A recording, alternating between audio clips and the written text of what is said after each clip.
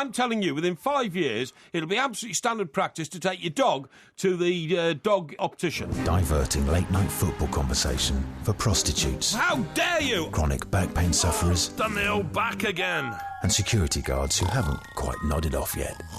Wake up! The Michaels, Graham and Parry on Talk Sport. For when two mics are better than one. Look at the light!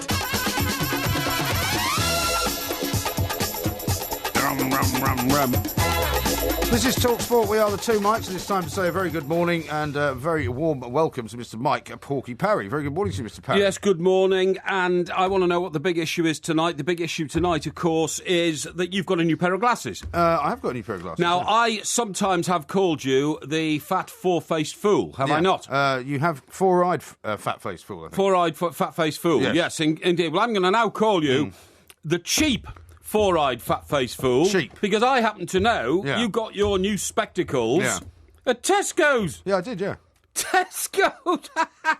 I go to Tesco's to buy tinned kippers. Yeah. I don't go to Tesco's to buy glasses. Well, that's where you're wrong. You don't go to Tesco's to buy glasses. Why not? Anybody who buys glasses at Tesco's a cheapskate. Not true. A half-bake. Not true. And frankly... Do you know how much these cost? It's a reflection of your character. Do you know how much these cost? If you paid more than £25 for them, I'm afraid you've been done. I mean, as you know, you are not exactly what you would call the arbiter of things that are called style, are you? Oh, yes, I am. You are not. Oh, yes, I am. You're the sort of guy that pretends you don't wear glasses because you think it makes you feel weak. You're the sort of guy that would rather actually not be able to read anything by not wearing glasses. My last pair of glasses... You wear the sort of clothes that I wouldn't be seen dead in. You wear the sort of shoes that you buy in Mothercare and Toys R Us. I would not, in any way, shape or form, start attacking me for wearing cheap glasses. I'll tell you what, I spent more on these glasses than you've spent on a month of Sundays in Wetherspoons. My last pair of glasses cost £365. How much did your glasses cost? Just about that.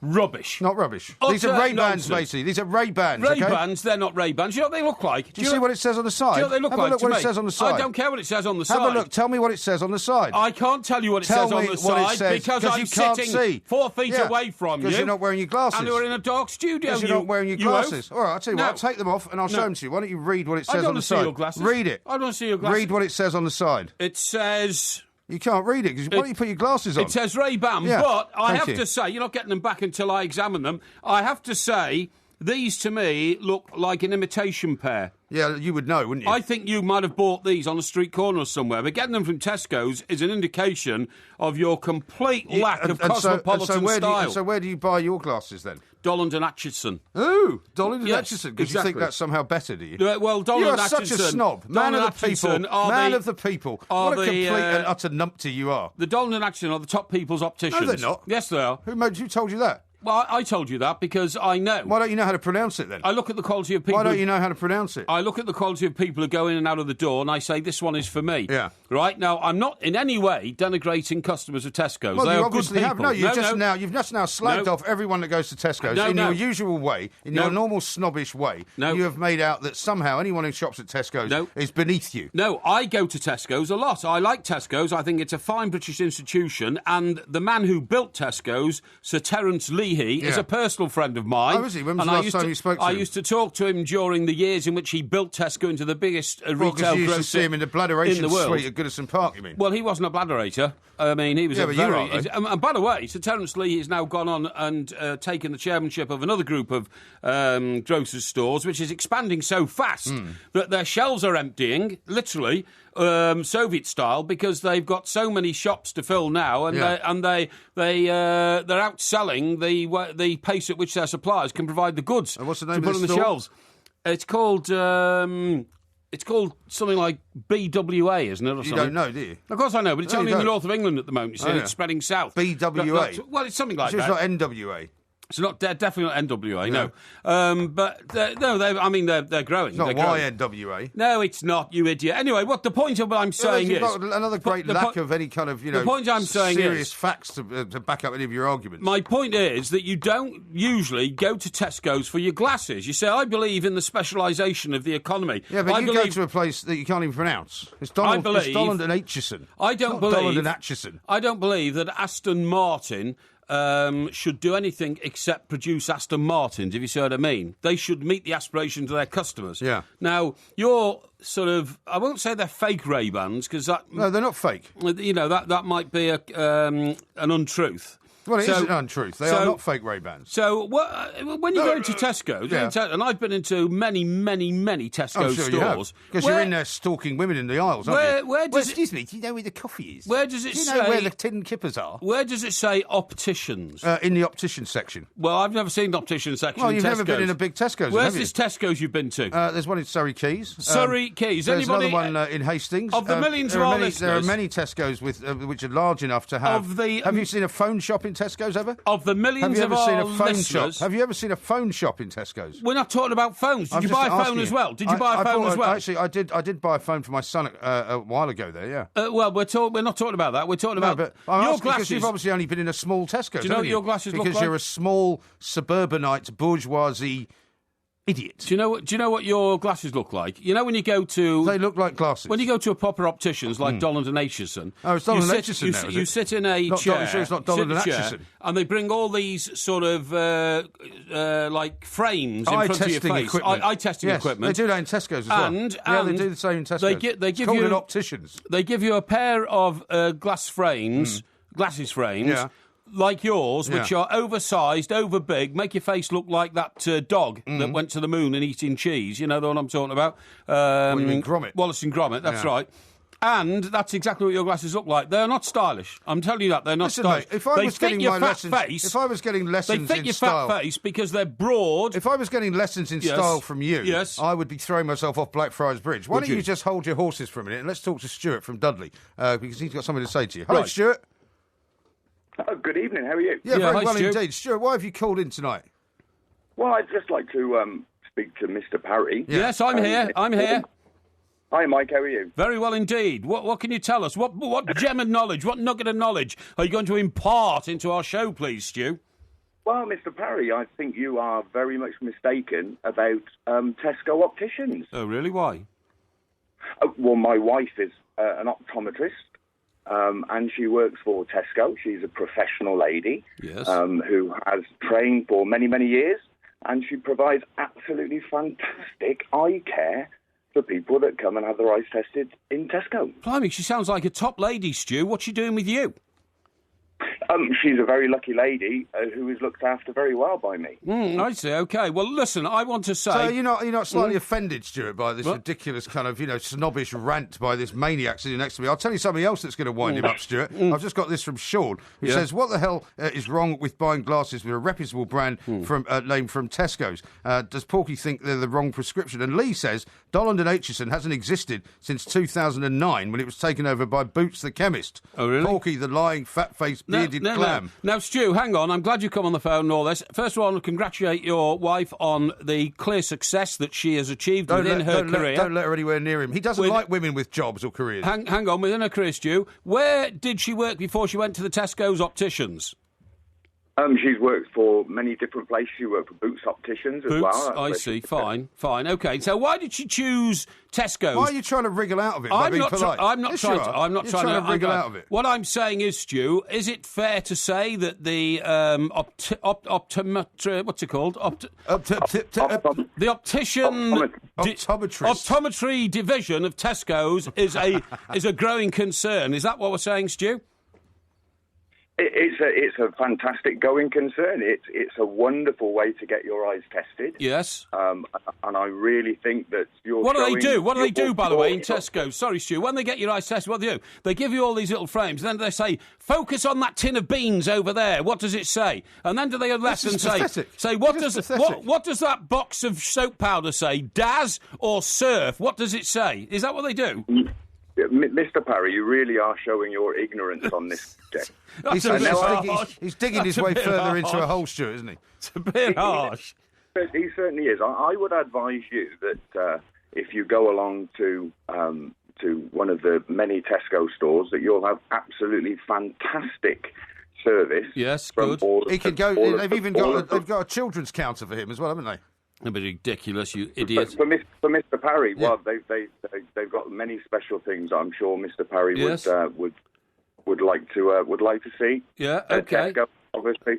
Okay. I've got absolutely no axe to grind for them. All I do know is that they provide fantastic eye care. Well, Stu, old MG here says you spent 360 quid on a pair of glasses from Tesco's. I mean, that's not really the old Tesco principle of pile them high and sell them cheap, is it? Well, that's not Tesco's principle. It was Tesco's principle. No, it's not. It certainly was. No, you're absolutely wrong about that. No. Listen, Stuart, thanks Stu, very much indeed. Stuart there from Dudley. Hang I would on, say that was Sir Jack Cohen's original mantra. Yeah, but we're not talking about your, That was his original mantra. We're not talking about the bubble that you lived in the 1970s. We're talking about now. You've been talking about going to an optician's that hasn't been in existence since 2009. Do you know why You've been talking about a shop that you remember in your less bladderated state from about 30 years ago. Do you know why You complete plank. Do you know why Tesco's called Tesco? Yes, I know it's the name Cohen, of something. Sir Jack Cohen is the co bit. There's no point trying to wriggle out on the front. There's no point in trying to wriggle out the fact that you've once again shown yourself to be a complete and utter snob, and worse than that, an ignoramus. This is Talk Sport. Talk Sport on DAB Digital Radio and 1089 and 1053 AM. The enduring home of football. It's modern radio, only better. We are the two mics. Absolutely shocking start to the show. Why? I can't believe you've come out of the gates attacking me just because I've got a new pair of glasses and then getting it so completely and utterly wrong. I didn't get anything You've ended wrong. up making yourself look a complete plank. I didn't get anything Let wrong. me read you this from Becky. Yeah, go on. How come Porky doesn't buy his glasses from Harrods? That would be the ultimate elitism for him. Well, that's a good idea. Have they got an opticians in Harrods? And then Kenny says, and he'd probably leave the label on as well so that everybody could see. Yeah, I would. And the bag, the Harrods bag, I would use to take my butties to work.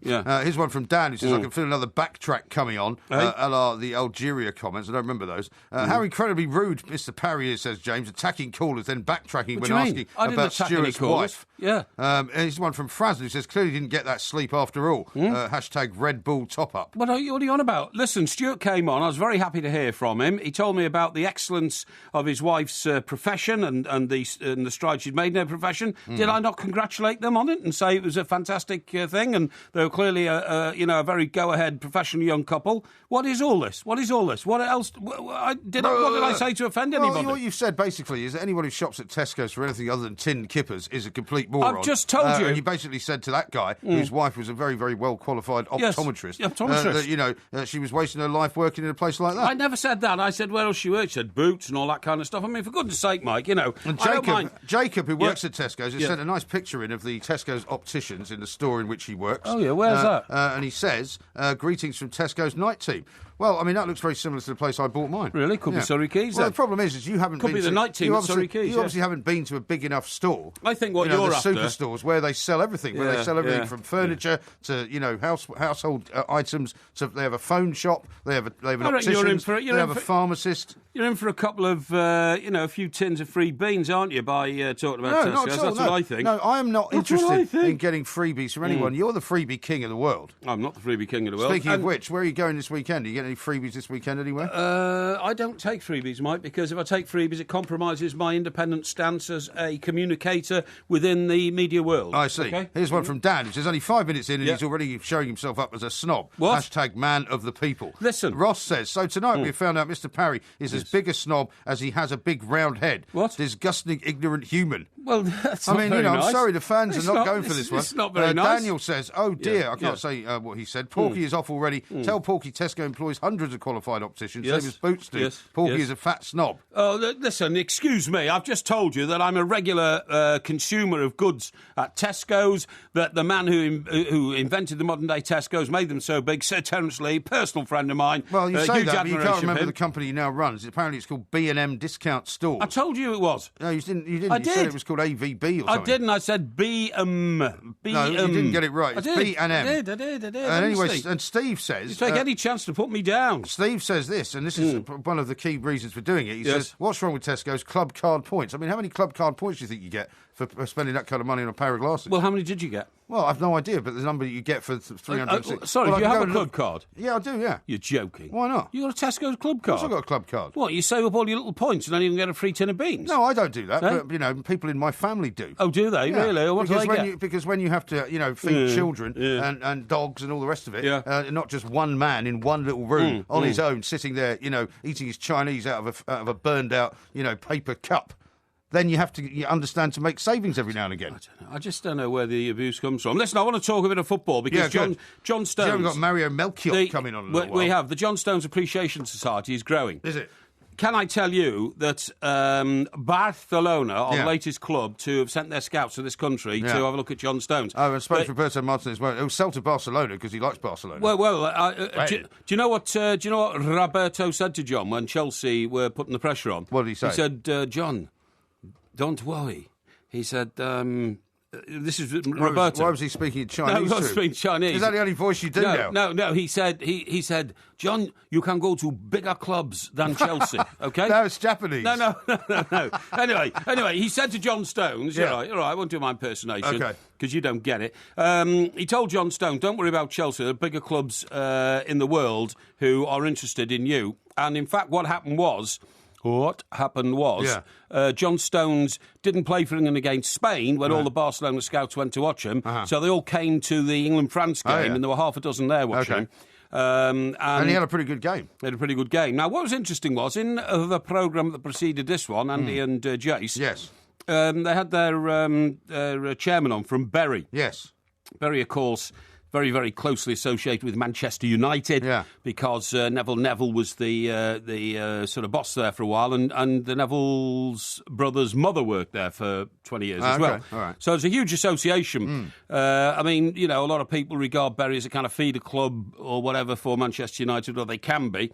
So it's very interesting. They revealed that one of their young defenders has gone to Everton. That is a real coup for Everton. 17-year-old lad going from Bury you mean to go to Everton rather than Manchester United? Oh, absolutely, because, I mean, think about it. Bury's on the doorstep, massive connections with Manchester United. That's what it's all about. Bury's regarded as a sort of closet club of Manchester United and all that kind of stuff. So it just proves, even when you've got the best, like John Stones, Nussen Dormer, OK? Nussen Dormer, we never sleep. Nessun Dormer, we never sleep, you see. Or maybe Man United just didn't want him. Sorry? Maybe Man United just didn't want him. Well, I mean, the boy they were talking about seems to... He's only played 1.5 games for Bury, and he seems to be the next great prospect. And, delighted to say, Roberto was on the ball. Yeah. So the John Stones Appreciation Society is growing, but undoubtedly it's growing. The point I wanted to make to you was, I said in the summer, when Everton refused to sell him to Chelsea, there's two reasons why they won't sell him. One, he's going to be better off at Everton at this stage of his career. Well, I mean, given what's happened to Chelsea this season, you'd have to say he did the right thing. Thank you very much indeed. Proved right on that. However, if Barcelona come calling, I don't think, because of the connections you say between, between Bury and Manchester United, there are big connections between Roberto Martinez and Barcelona. Oh, of course there are. And I think he would rather suck up to Barcelona and let him go. It's not a question of sucking up. The point I was going to make is, I said last summer, £30 million is enough for John Stones. I said this time next year, John Stones will be worth £80 million. No, that's still not going to happen. It is going to happen. It is going to happen, and I'm going to be proved right. No, you won't. Don't worry about that. I'm not worried about it. You will not be proved right. Now, what about all the other games that are coming up this weekend? And where are Everton playing this weekend? We've got Aston Villa at home, which is a difficult one because Remy Gard, why is it difficult? Well, because he's already put his stamp on You said he wouldn't be any good. You said Aston Villa were hiring a guy with a sort of exotic-sounding name because they thought that would be better than hiring somebody English. You did not give the impression that you thought Remy Gard was any good. I think he's a dud, but... You think he's a dud? Well, he got a draw against Manchester City, didn't he? I was about to say any new manager who comes in always has an instant impact because the players all of a sudden wake up and think, I suppose I better try and impress the new boss, and they put in added effort. That was obvious when they played Manchester City. It will be obvious, in my view, when they play Everton at 3 o'clock at Any Goodison injuries to worry about from Everton's perspective? Well, we've got injuries. Leighton Baines is on the road back. Seamus There's is a guy. There's a name you don't hear very often. What happened to Leighton Baines? Leighton had a long-term injury. Yeah, but I mean, he's off the England rota now, isn't he? Of course. Well, he's been injured. You can't pick injured players, you fool. Well, I haven't seen him playing for England for years.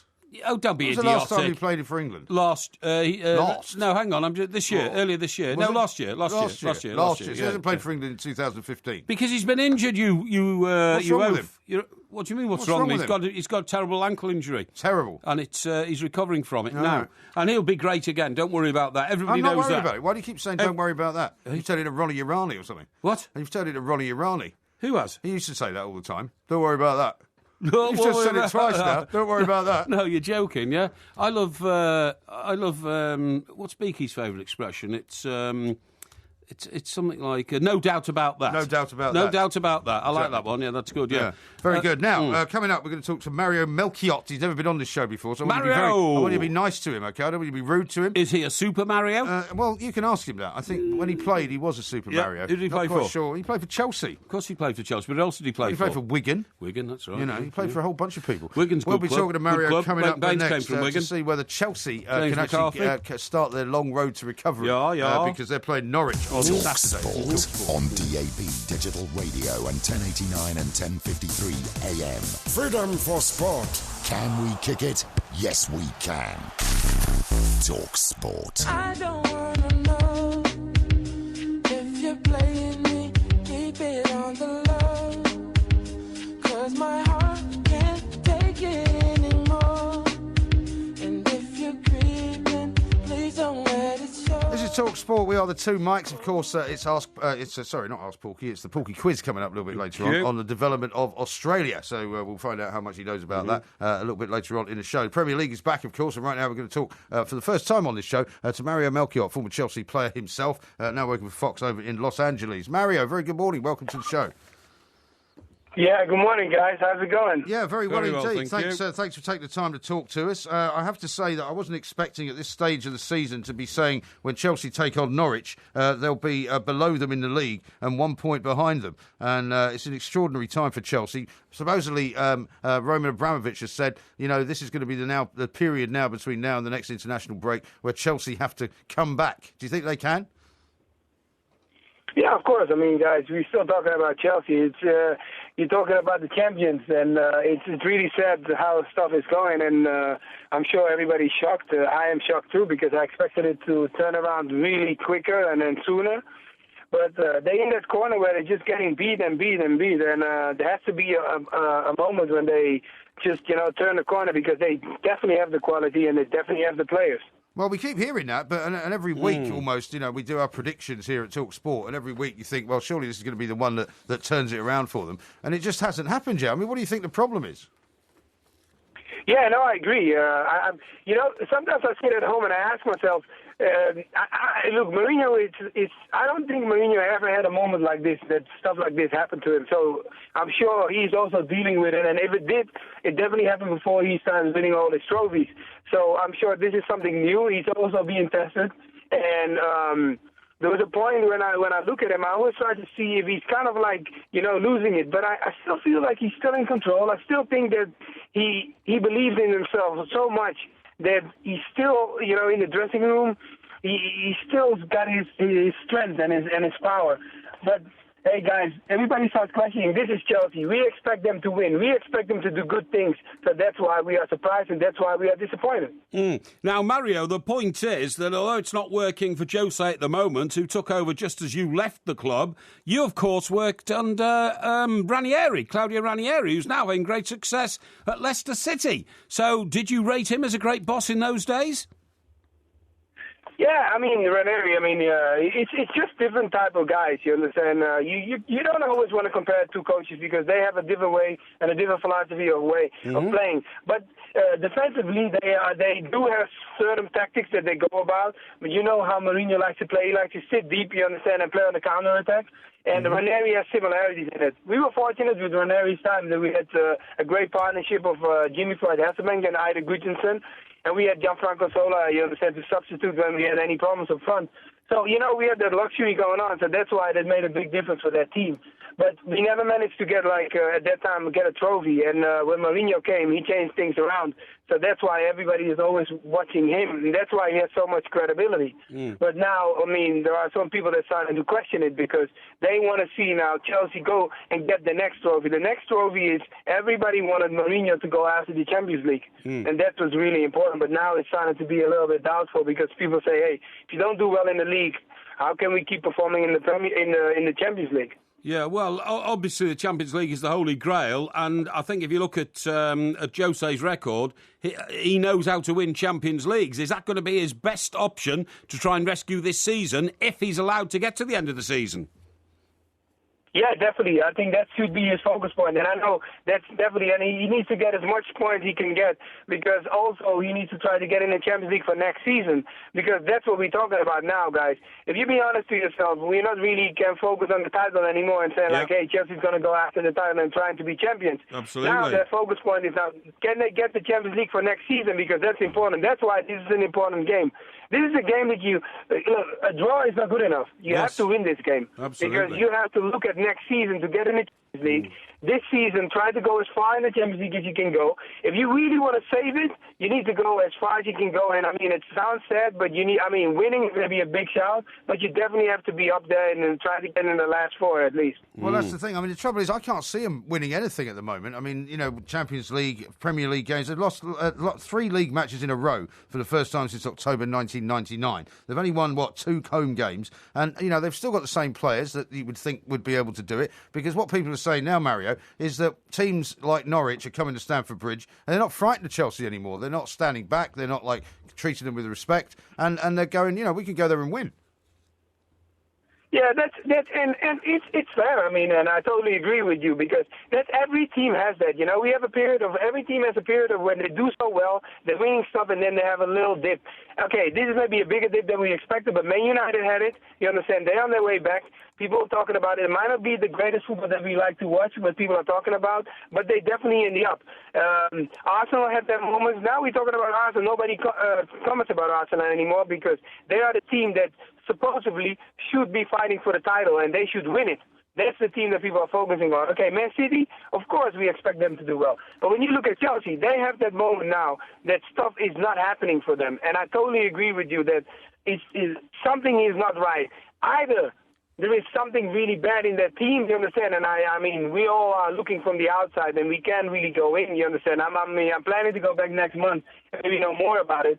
But the situation is just so crucial now.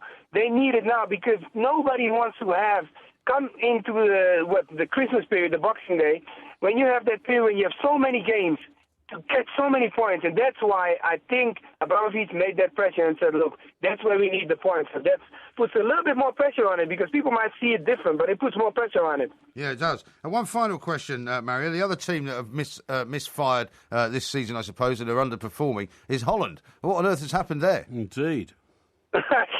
Yeah, I know, man. I knew that question was going to come. That was a low blow, man. I'm sorry. I'm sorry, Mario. But look, I'm done. And I played for Holland myself, and you know how I love the way we play, and I love the style of football. But there comes a moment where sometimes we have to question and saying, is it all about always playing so nice? Sometimes you got to do just the bad stuff. And I felt like the game, the last maybe 2 or 3 games, I feel like they had to maybe change the philosophy and just go for the win instead of just winning it in the best way possible. Right. Because look at Brazil. There are similarities, you understand? Sometimes you just got to put your head down and work hard and get the team up. And I think that in Holland, the last couple of games, I missed moments like that they just said, we need a win. We don't need to play beautiful football. Regardless if our culture is based on that. Our culture is so based on, we got to play nice football, play a passing game, keep hold of the ball, and making sure the opponent runs around, make them tired, and, it's just an entertainment. But sometimes you can't always entertain as good as you want, because even Barcelona sometimes realize we can't always do it like that. Right. 1-0 is good enough, guys. And I think Holland, at this point, they need to start all over again. Yeah, it's a shame that they're not going to be at the Euros, because we're going to miss them. But Mario, listen, thanks very much indeed. We'll get you on again. Mario Melchiot talking from Los Angeles about Chelsea and about the troubles with Holland. There's another NFL game on tonight. It's the Tennessee Titans against the Jacksonville Jaguars. Jacksonville Jaguars, of course, owned by the owner of Fulham. That's yes, right. Indeed. You know his name? What's his name? Shard Khan. Shard Khan, absolutely right. Mark in Bracknell says, American football again tonight. Ignore Porky and keep the scores coming, MG. Do you want to give them the score? Why don't you give them the score? Tennessee Tigers Titans are so unknown. I just saw some of the old cheerleaders there. That looked quite nice. The Tennessee Tigers, are they? Tennessee Tigers? Tennessee Titans, 3. Tennessee Titans, 3. Yeah. 3-0. 3-0. It's 3-0. 3-0. 3's the other way round. Nobody cares. Yeah, they do. Of our millions of listeners who are tuning in at this very moment, I bet you not one of them has ever heard of the Tennessee Titans until now, until you told them about it. You see, what Mark says, he says, keep the scores coming, MG. Porky only dislikes the game because he's not intelligent enough to understand it. No. That's a very inaccurate and rather ignorant way of putting it. The idea is that we have to concentrate on subjects that our listeners are interested in, not subjects that you want to impose upon them. I see. With your will to have American football, what am I saying? I don't know what you're saying. Torpedoed into... Have you had any sleep since Monday? Hang on. Torpedoed into the brains of our millions of listeners, and it's not a thing that I'm going to cope with and put up with, Okay. I won't allow it. I'll tell you what we're going to talk about next, because this is I've got loads of texts and tweets to read out about your snobbery about Tesco. No, Tesco's one of my favourite places, but do you know what? I've just seen the first review of the latest Adele. The latest Adele record. Yeah. Apparently, it's better than the previous Adele record. Is it? And might even be labelled the greatest record of all time. Well, that seems very unlikely, but we'll take your review coming up. This is Talk Sport. Make sure you're ahead of the game and listen to Kick Off on Talk Sport with 888 Sport. Bet you can. Every Monday night from 7, get in-depth analysis, heavyweight pundit opinion, and outspoken fan reaction on the nation's most passionate pre-match football forum. You won't miss a trick, flick, or kick of any of the action. Plus, hear the latest form and odds ahead of all the matches that matter from 888 Sports On The Ball Bet Spurt. Kick Off, weeknights from 7 on Talk Sport with 888 Sport. Bet you can. This is the unique go-kart feeling of a turbocharged Mini Cooper 5-door hatch. And this is how it feels knowing that you got it for just £189 a month plus initial rental. Book a test drive at your nearest mini centre or mini.co.uk/turbo. 48-month hire agreement from Mini Financial Services. £2,899 initial rental. Subject to status. Guarantees may be required. Available for new vehicles ordered by 31st of December and registered by 31st of March. Participating retailers only. Mileage and other conditions apply when you return the vehicle. Visit mini.co.uk/turbo. Pneumonia strikes up to 1 in 100 of us every year. Don't let it be you. Vaccination can help protect you from the most common type of pneumonia. Speak to your pharmacist, doctor or nurse about pneumococcal pneumonia vaccination today, or search Pneumonia Strikes. Sponsored by Pfizer. The Big Red Building on Golders Green Road. The big pre-Christmas sale is now on at the Big Red Building in Golders Green Road. Beautifully tailored men's suits for only $79.95. Plus big reductions on dinner suits, cashmere and wool overcoats, jackets and trousers. At Gold's Factory Outlet, 110 to 114 Golders Green Road. Open all week Sunday to Thursday 10 to 6, half day Friday, closed Saturday. Open Christmas Day, Boxing Day and Bank Holiday. The Big Red Building on Golders Green Road. Talk Sport. What a header! Better looking by far. Even on sensitive skin. Talk Sport. Hello from the other side. I must have called 1,000 times. This is Talk Sport. We are the two mics, of course. There will be a podcast coming out, and it is, of course, the Porky Quiz coming up a little bit later on. Do you recognise that song? That was Adele. Yeah, it was. Yeah, because is that the new song you're talking about? No, I don't think that's the new one. I think that's one of her hits from the past. Now, what was her last LP called? Was it 21 or something? I think so, yeah. Yeah, 21. The first one was 19, Yeah, and I think the next one's 25. But here, look, I've got the first ever review I've seen of this. Adele, 25, right? Yeah, I've seen loads of reviews of this album. And it's given 5 stars out of 5. Yeah. I didn't know her surname was Adkins, did you? Yes. Yeah, it says, Adele Adkins is back after a 3-year absence, and the first thing to say is, I don't think anyone will be disappointed. Covering much of the same kind of musical, emotional and terrain as 21, the singer's blockbuster second album. Shouting. I'm trying to emphasise thing. Did you know that 21 sold 30 million copies? Yes. Right. 25 is certainly the equal of its predecessor. Maybe they should rename it 30. What it's... Maybe. What it sacrifices in youthful rawness, it makes up for in maturity and sheer class. It's crammed from top to bottom with perfectly formed songs. Whose review is this? It's a guy called Neil McCormick, who's the musical reviewer for the Daily Telegraph. He's the guy that we've talked about before, who used to be associated with U2. Oh, is he? And should have been in U2, but is now instead of a guy that writes reviews. Yeah. Sorry, he was a musician? Yeah, I think so, yeah. What, and he was in the original U2? Yeah.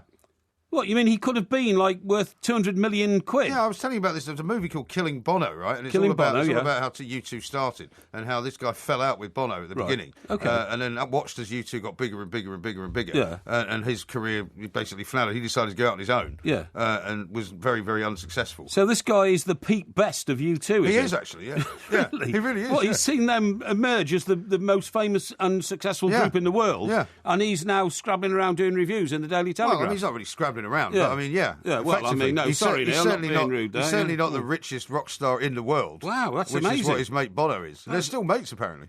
Well, even though they fell out at the start? Yeah. Just imagine if I It's a dropped great you film. now. You should see the film. The film is great. Just imagine if I dropped you now. If you dropped me? Yeah, just imagine. I don't think it's in your gift, to be honest. Hang on. More likely I'd drop you. So hang on. So the two mics are powering on, and I suddenly decide that you're too fat and ugly and you're like a ball and chain. I buy my glasses from Tesco, You so buy therefore... and you're like a ball and chain around my ankle. Yeah. So I decide to become the one mic. You did that already, didn't you? Well, yeah, and it didn't go so well, did it? You've already tried that. I become the one mic. I then become, one of the world's biggest stars. Yeah, it didn't happen though, did it? And it didn't happen.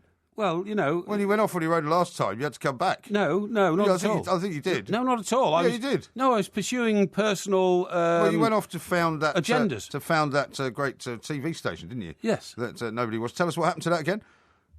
It failed, but I mean, the B word is the word you're looking for. If you don't try, I think the B word is what you're looking for. The bankruptcy word. Yes, the bankruptcy word. Well, I didn't go bankrupt, but anyway, it doesn't matter. Now the point is, just a bit more of this. The highlight has to be River Lee, L-E-A. Now, the River Lee is not a romantic river, is it, in Europe? The River Lee? No, it's down the back of Blackheath. It's in North London, exactly. It's in North South London. It's down South London, is it? Yeah, okay. Down the back of Blackheath. Yeah, well, excuse me, it says written as a blast of North London gospel, so it's in North London. Well, the River Lee probably is in many places. Yeah. But the River Lee that I know runs around the back of River Lee around the back of Blackheath. I know runs around the top of the North Circular Road. But anyway, it says it is brilliant. She's now 27, a mother of one in a settled relationship. Album looks back a couple of years. Why is he calling Album 27 then? Well, I don't know. It's 25. Why are they calling it 25? But anyway, look. I want to know. Well, I don't know. She can call it what she wants. 21 sells 30 million copies. Well, they don't call it 30. 25 when she's 27. I mean, it's all over the place, isn't it? It doesn't matter. It's going to be very successful. Anyway, there you go. Now, you keep... the River Lee, here we go. It sources in the Chiltern Hills. There you go. And it runs all the way through London, in fact, and it ends up in Bow. Exactly, I knew that. So, we're all right in Bow. Yeah, we're all right, yeah. Now then... now, hang on, just before you get a few carried away. Of appreciation, lots of measures of appreciation, mostly for me. David in Essex says, Mike, does TalkSport and Porky have legal representation? So Porky thinks Tesco's highly qualified staff, who are members of medical associations, get people to read what's on boxes of soap powder and tins of beans before prescribing them glasses. I can't wait till Porky gets the writs. I never said that was the case. I asked if that's what they do. I mean, if you're in a supermarket and it's full of shelves which have tins of dog meat called Bonio on it, why not use Bonio's not dog meat. Why not use the Bonio symbol as something to test your eyes with? What's wrong with that? Adrian has tweeted at the two months. Adrian says, Parry, what a complete ignoramus. All my family have had great eye care at Asda. Fantastic service and great prices. What's that got to do with the price of fish? Well, because he's saying basically there's nothing wrong with getting your glasses from a supermarket. Yeah. James says, loving Porky's impression of Martinez. Couldn't have been further away. His normal voice is probably a better impression. That's a bit harsh. And Paul says, is Porky going to the wooden stand at Everton to join the pigeons with no brains? Excuse me. Harking back to what we spoke about yesterday. I've got a lot of stick about that, but I was absolutely right in the end. I mean, the principle of what I was telling you, the medical theory and practice was absolutely spot on. Jack in Stockport has texted into 81089. He says, do you understand that people haven't got any money? My mum got her glasses from Tesco and they're just as good as your glasses, Parry. Yeah. Throwing money at everything isn't the answer. Well, middle-class snobby person. MG's quite right to get his glasses from Tesco. Yeah, well, I might get mine from Tesco's now that you've told me it's all sort of... Alex says this. Yes. MG, tell Porky you have the exclusive black Tesco club card and he will want one. Yeah. Hashtag plank. Yeah, and Scott says, I can't listen, unfortunately, but judging by Twitter, it's taken Porky less than 25 minutes to offend people. No, I don't. Well done. I'm not offending anybody. Listen, all I'm saying is that I am a bit of a student of consumerism, and I find it interesting and exciting that places like Tesco have now branched out. They've been doing it for years. into optometry. I think I've bought my first pair of glasses from Tesco's probably about 7 years ago. Nah, don't think so. 7 years ago. Been doing it Here's one from EL. He says, I wonder if Mr. Mr. Parry, I wonder why Mr. Parry didn't ask Mario why he dedicated his life to playing football instead of finding a cure for cancer. Yeah, well, this is what you normally ask. No, not at all. Esteemed guests. Not at all. I thought Mario was a great guest. It was good to hear from him, and of course, I hit him with the killer question: what was Claudio Ranieri like? Because I was the only one who spotted that he played under him at Chelsea. You didn't spot that. Did you hear him saying that he absolutely agreed with what I said about Chelsea and about the fact that Norwich will go there with no fear? Yeah. Of course I did. Of course I did. Good. Yeah, but I mean that was a very obvious question. To be honest, Daniel points out that that Adele song that we came out with is indeed the new song. Oh, it's the new song, is it? Okay, that's good. Well, I like to hear that. I have to say, with young Adele, who's obviously a brilliant woman, and does she write her own songs? She does. What, the music and the words? Yeah. You sure? Yeah. What, have you seen her sitting down at a piano, knocking out a tune? I haven't seen her sitting down at a piano, no, but... Well, how do you know? Well, because that's who's credited with it. She Really? will occasionally sing other people's songs, but she does write her own songs. What I was going to say is, don't a lot of her songs I mean, for example, one of her big same? hits was an old Bob Dylan song. Which one? That Would Make You Feel My Love was, an old Bob Dylan song. And funny enough, when Bob Dylan sings it, it's a completely different song. When she sings it, it sounds like a love song, right? Okay. You know the song I mean, don't you? No, I don't know. Do I need to play it to you? Yes, please. All right, we'll try and find it for you. Okay, yeah. Well, when she sings it, it sounds like a love song. Okay, But good. when he sings it, it sounds kind of vaguely threatening and menacing and more like a stalking song. Do you not Because he's kind of saying, I'm going to make you feel my love even if you don't want to. Oh, I see. You're going to impose my love upon you. Exactly. Yeah. Whereas hers is very much more a kind of melodic, ode to her. Do you not think that her voice is so distinctive? And there are other people who fall into this category. So distinctive that actually a lot of her songs are now starting to sound the same. So Skyfall, which is the most famous song because it was the theme music to the Bond. Well, I wouldn't say it's the most famous song. Oh, it is a most famous song because it was the theme to the James Bond film, obviously. Every time I hear an Adele song now, I think that sounds like Skyfall. I mean, the other guy... Yeah, but you're musically kind of backward, aren't you? No, I'm not. Yeah, no. you are. For instance... You have no ear for music. For instance... You have no ear for music. I think that one of the great musicians of my youth, Mark Bolan of Tyrannosaurus Rex, right... I think basically he wrote one song and then about 11 different variations Mark of it. Bolan was a genius, though. That's where you're wrong. Yeah, but Let's have a listen to a bit of that Adele song, and then you'll know, and then you can tell me whether you know this one. Okay. When the rain is blowing in your face, you're going to tell me you don't know this. And the whole world is on. I have heard that before, definitely. Have you? Yes. Congratulations. On the radio. Well done. Was this when you're driving home from here and you don't leave Talk Sport on so you don't have to listen to me? Yeah, exactly, yeah. No, not so much you, it's some of those people you're speaking to, after I've left. You got out of that one very well. Yeah, exactly. How about this one from David? He says, is Porky writing a book about Australia by any chance? No. Chapter 1, How Australia Saved My Life. No, that's a bit harsh, isn't it? Very good. Have you been to Australia? I haven't actually, no. Well, we might go then and do a show there. I'd love to go to Australia. It's a brilliant country. In fact, I almost went to work there, funnily enough. When I was contemplating leaving New York, and I ended up coming back to work for the Daily Express, which I know you will say you got me the job. I fixed you the job, and you did certainly play a part in that. But there was a point at which I was thinking about going to Australia. Yeah, well, I thought about going to Australia, funnily enough. When I left another paper I was working with, I did pursue it quite avidly, actually. But I then realised that if the newspaper industry was already on a decline in Britain, it was almost certainly on a decline in Australia. Yeah. I mean, for me, it was a kind of a choice of whether we were going to kind of go and start a new life in a new kind of continent, really. Because moving from New York to London was not a terrible wrench for me. Well, my old buddy, the Duke. Remember at the Express? Yeah, Chris Dukanovic. Well, his wife was Australian. Well, I was about to say to you, Chris Dukanovic was of Croatian descent. That's why he had the name Dukanovic, spelled D-J-U, Dukanovic, right? And he was a lovely guy, Chris. He was the picture editor. He loved a drink. Yeah. In fact, he loved a lot of drink. And was he Croatian or was he Bosnian? Bosnian Croatian. Yeah. He was a sort of mixture of both. Yeah. And his dad was a famous photographer, wasn't he? His dad was a famous photographer probably in Bosnia, Croatia. No, in Britain as well. In Britain as well, was he? Yeah, was he? Okay, yeah. So because they came from Yugoslavia originally, didn't they? Well, yeah, that's what I mean. Yeah, exactly. Croatia and now, Bosnia what used to happen to Chris was he had this great system where he would work the first half of the day, and then his assistant or his deputy the second half of the day. Yeah. And Chris, when we were in Fleet Street, used to go down the City Golf Club all afternoon and then come back for 4 o'clock, which was like conference time, and then present a load of pictures he hadn't seen all day because he'd been in the boozer, right. and tell everybody how great they were. But Chris's favourite trick was sometimes he didn't get back till 6 o'clock.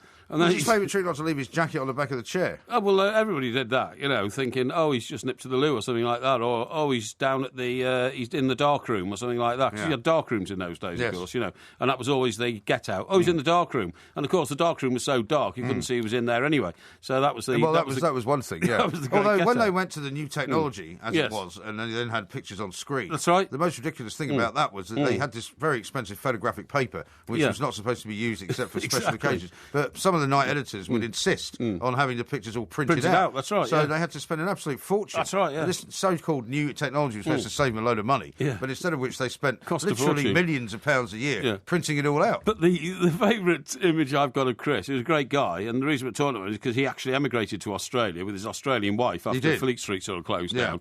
He used to come back at 6 o'clock, and by this time I was seeing double, you know what I mean? And he would do exactly what you just said. He'd look through his machine at the best picture, demand it be printed out, and then wander into the editor's office. And his favourite expression... And demand to put it in the paper. His favourite expression was, Nicholas, I wouldn't be doing my job unless I told you this is the best picture today, should go on the front page.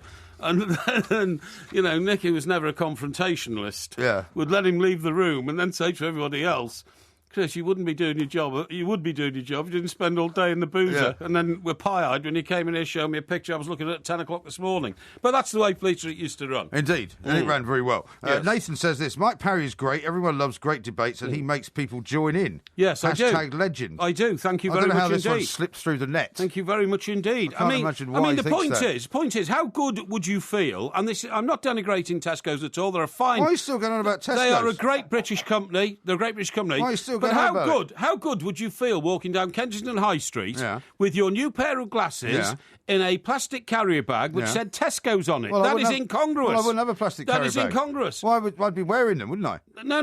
But I'm wearing the glasses. Yeah, but the why container, would I be carrying a bag? The container container is a little black thing that goes in your pocket. No. Why would I walk around carrying a carrier bag? Because that's the sort of thing you do. No, all your insurance documents, in case you broke your glasses, would be in that bag, wouldn't they? No. Yes, you do. They're all online, you complete blithering idiot. No, you idiot. That's what I'm saying. Yeah. Because you know what? Have you seen the time? Look at the time. You know what? If you met somebody on Kensington High Street carrying a Tesco's bag, they'd say, "Oh, I see you've been buying a few tins of beans again, have you?" And if you said, "What sort of world do you live in?" You said, "This is my glasses bag," they'd assume you'd been drinking because you probably had been. They'd assume you'd been drinking because you always are. On DAB Digital Radio and 1089 and 1053 AM. A terrific performance. Turn of pace and eye for goal. Shout about it. Talk Sport. This is Talk Sport. We are the two Mikes. There will be a podcast coming out a little bit later on, of course. There's still plenty of what I can only describe as critical tweets coming in about you. Here's one from Becky who says, I'm not sure Porky's life of crime, bladderation and Rogerisation would meet the entry criteria for Australia. Hashtag enough convicts already. That's a bit harsh, isn't it? Well, I don't know. I'd have to say that you're not perhaps the ideal immigrant, are you? Who, me? Yeah. Why? Well, how are you the ideal immigrant? Because you take new and sorely wanted skills to that continent. Yeah. What skills do you bring? Well, you can say what you like about me, but my communication powers are legendary. Are they? Okay, I'm a communicator. You are. At the highest level. Upsetting lots of people. At the highest level. I can communicate with all sorts of people. Yeah. If the Martians landed, they'd call for me. Would they? Yeah, I'm telling you. Could probably speak Martian. No. They speak English, I'm just a great communicator. They speak English on Mars. Well, we don't know what they speak. You said that aliens speak English yesterday. Sorry? You said aliens speak English yesterday. I didn't say that. I said if aliens came here, they would have to speak English because the majority of the globe, of the planet Earth, speak English. Right. That's all I'm saying. Here's one from Robbo in Dagenham. Robbo in Dagenham. Fine place, Dagenham. Is Mike Parry actually educated? He didn't even know who Fats Waller was. Music man, you are not. I'm 50 and I know Fats is a legend, an all-time great, just like Billie Holiday. You have very little knowledge for a man your age. In fact, I think you're a bit backward. A bit backward. That's a terrible thing to say. I'm not at all backward. In fact, I don't know a lot of people who I've met in my life who know as much as I do. Most people who are aware of me say that I know quite a lot about quite a lot of things. Now, here's a question for you from William. Did Porky ever sail on the QE2 or the QE? He says the QE, Queen Mary or Queen Victoria. If not, he's not reached the top of the elitist ladder yet. I certainly sailed on the QE2. I sailed across the Atlantic. The QE is the new ship replacing the QE2. Yeah, that's right. I sailed across the Atlantic on the QE2. Was that a freebie? Well, what do you mean freebie? What do you mean freebie? Was it a freebie? It was Did it cost you any money? Did you pay for your passage? Listen, within a simple yes or no within question. the scope of my job as a communicator, you sometimes have to go on like voyages, and I went on this voyage. A voyage? Yeah, and by the way, voyage of discovery. And you know what? Some former colleagues of ours Yes. Used to work their passage by lecturing. Oh, on I know. the Yeah, QE2. I didn't do that. Who was lecturing on the one I was on? I tell you, it was that big fat guy, Cyril Smith. He was lecturing on the boat. Yeah, that's right. Yeah, and of course, an awful lot of controversy surrounded that man in his later years and in his death. Yeah, certainly did. Still do. I tell you who was on it. I tell you, and this is an interesting thing. In the ballroom on the QE2, the main concert was Long John Baldry. Oh, yeah. The Power of Love. Wasn't that Huey Lewis in the news? What was Long John Baldry's favourite song? It was something like... I don't know. It was the Power of Love. It was a bit before my time. time. I'm going to ask Golly to try and find Long John Baldry's classic hit record, and it was something like it was something to do with love. Yeah. But anyway, the point of the story is, well done. What happens is, the gig is that you have to do one main gig. It's a 5-day journey, by the way, 5-night journey. 6 days. I got my parents an upgrade on it because they decided to come to New York once on the QE2. Yeah, it's great. Yeah, so it's a 6-day passage, but a 5 nights, if you see what I mean. Yeah. And by the way, the scenery is the most boring in the world. Well, it's all the same, isn't it? It's sea. That's all you ever see from. What would you expect? The hanging gods of Babylon. No, exactly. You get up at 4 o'clock in the morning. Of wildebeest. You get up at 4 o'clock. Why are you stealing the lines from John Cleese's Well, I Fawlty just wondered Towers? if you'd recognise them. You get up at 4 o'clock in the morning when you're in the Straits, Manhattan. Dire Straits. No, the Straits of Manhattan. To watch the boat going. The Straits of Manhattan. Yes, that's right. Are you sure that's what they're called? No, what are they called? Well, it's New York Harbour. New York Harbour, that's right. Yeah, but the Straits of Manhattan. No, you come Long Island Sound, don't you? No, that's the other way, isn't it? If you went up Long Island Sound, you'd end up in the Bronx. Yeah, you would. That's right. So anyway, as you approach New York Harbour, you go under the Verrazano Bridge. Yes. And you get up at 4 in the morning to watch this magnificent, amazing bridge towering above you as you go under it, and then into. What was it? Used to go up to Pier 52. Pier 52, that's Pier right. 42, I was going to say Pier 52, and then you on the west side. You dock there on the west side, definitely. That's the only thing that would put me off the whole sailing experience. It takes an age, doesn't it, to actually once you get to the place you want to go. Yeah. Once you come in, because the only time I've ever been on QE2 was when they came into. I think it might Long Island Sound. No, they didn't go into Long Island Sound, but they were coming into New York for some experience that was going on. And so the PR took a load of us out on one of those New York City tugboats. Sure. And we joined the boat. Yes. We got on it actually under the Verrazano Narrows, and then we sailed into the city, which was great. And that was long enough for me. I didn't want to do 6 days on it. No, but anyway, the point of the story is. Anyway, so that's I can see you just waiting. No, just waiting for me to finish the story. So you can carry on with your story. Long John Baldry, what they do is he gets a cabin, but then the rest of his group, 6 of them, have to share a cabin, literally. Right. And they just pack them all in, in a bunk bed and all that kind of stuff. Yeah. And the but deal. Presumably they pay them, do they? They not pay them. Not very much, honestly. You get the passage and all that kind of stuff. Yeah. And the deal is that you do one concert for the passengers in the main ballroom, but then you have to do 2 for the crew. Okay. There's as many crew on the QE2 as there are passengers. Yeah. And they live in all these sort of...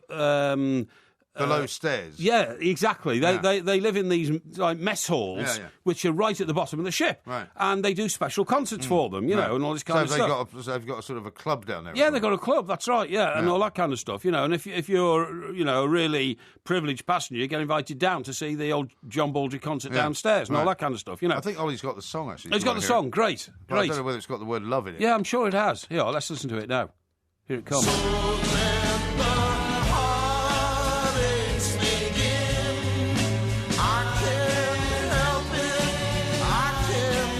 Is that Long John Baldry? Oh, I think so. Yeah, that's not the song I was thinking about, actually. The song I'm thinking about has definitely got love in it. The Power of Love. Well, the Power of Love was Huey Lewis in the News. Yeah, but I think he might have picked it up from Long John Baldry. Well, Cameron's got some something to say about your musical knowledge. He said Porky should really not talk about things he clearly has no knowledge of. Right. Skyfall is not Adele's most popular song. It is Someone Like You, Rolling in the Deep, and Set Fire to the Rain. Yeah. Idiot. Yeah, what's that got to do with Long John Baldry? Well, because you were saying that Why have you gone Skyfall... completely off record? Well, because it's about your musical knowledge. Tune. It's about your musical knowledge. Okay. Anyway. Long John's biggest hit was Let the Heartaches Begin, says Laurie the Hammer, which is what you just heard. Oh, right, OK, thanks, Ollie, that's good. Now, what I was going to say is, on the QE2, there were 8 bars. Yeah. So, obviously, I did a tour of all of them. Of course. But the one that I most liked was the one right at the back of the ship. How fast was it before you came back around again?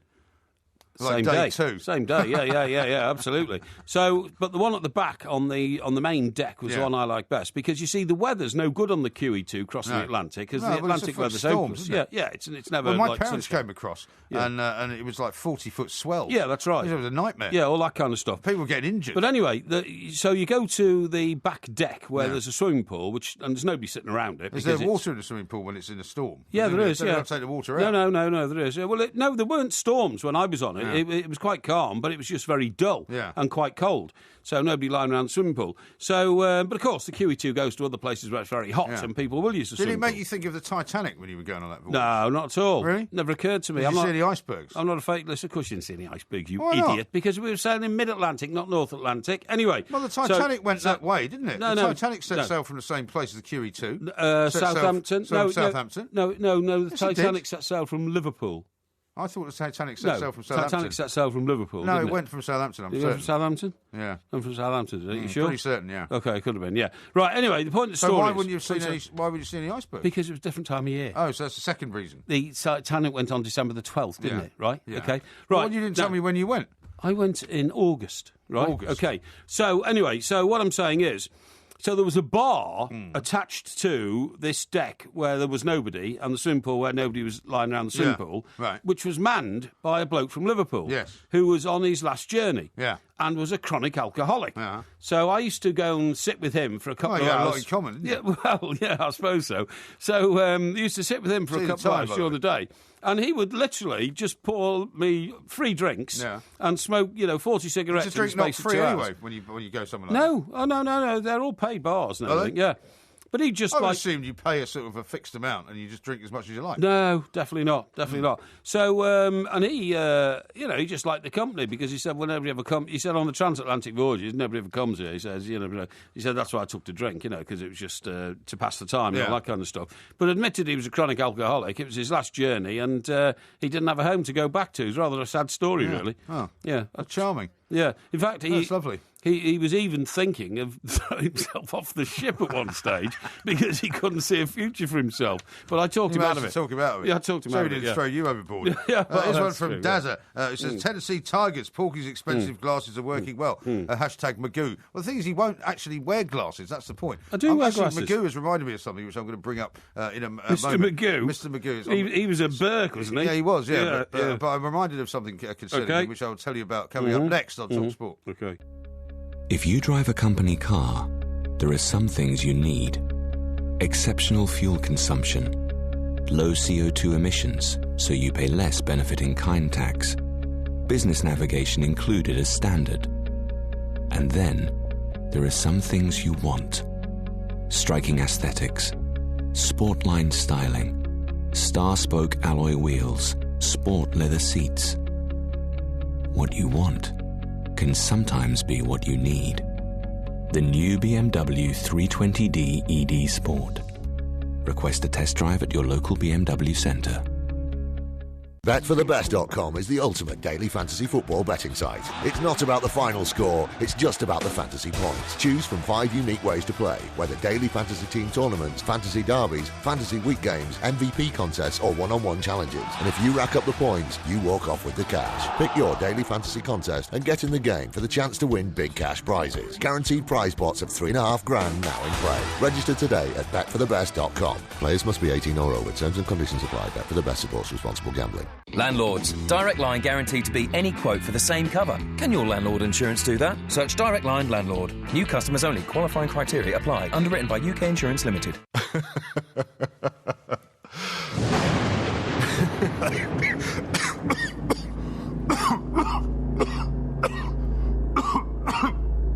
Pneumonia strikes up to 1 in 100 of us every year.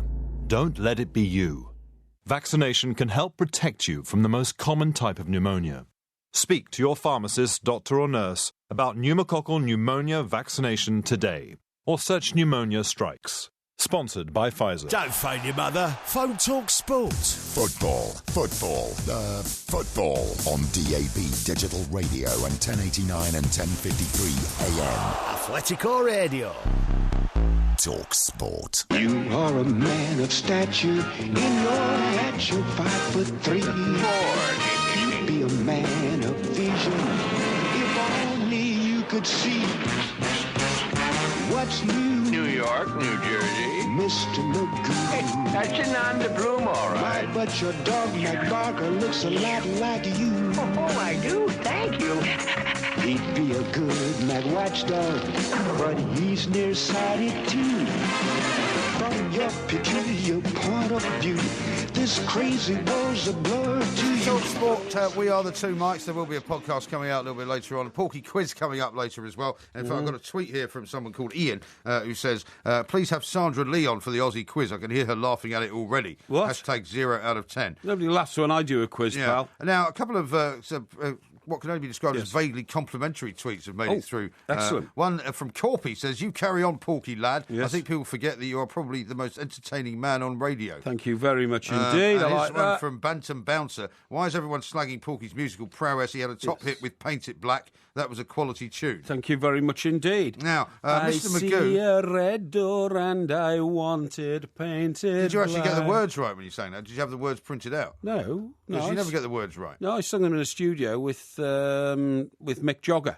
Mick Jogger. Yeah, he was the. It was a. One of the bootleg Stones or something. That's right. It was a. What do they call these groups? Complimentary group. Yeah, tribute band. Tribute band. Yeah. And they're called the Rolling Clones. Oh, okay, yeah. Now the reason Mr. Magoo set something over my head was because I saw. I didn't actually hear it said, but it was apparently last week when Mr. Brazil was here. Yes. Because he's not been here this week, and apparently he was referring to you at some point or other. I think it wasn't the morning you were in, but it must have been another morning. Yeah. And he said that he never gets in a car with you because he said you're a terrible driver, and he said it's like getting in a car with Mr. Magoo. That's a bit harsh. Yeah, but that's what he said. Why did he say that for? I don't know why he said that. I've never had a bad driving experience with Mr. Brazil. When was the last time you drove him in a car?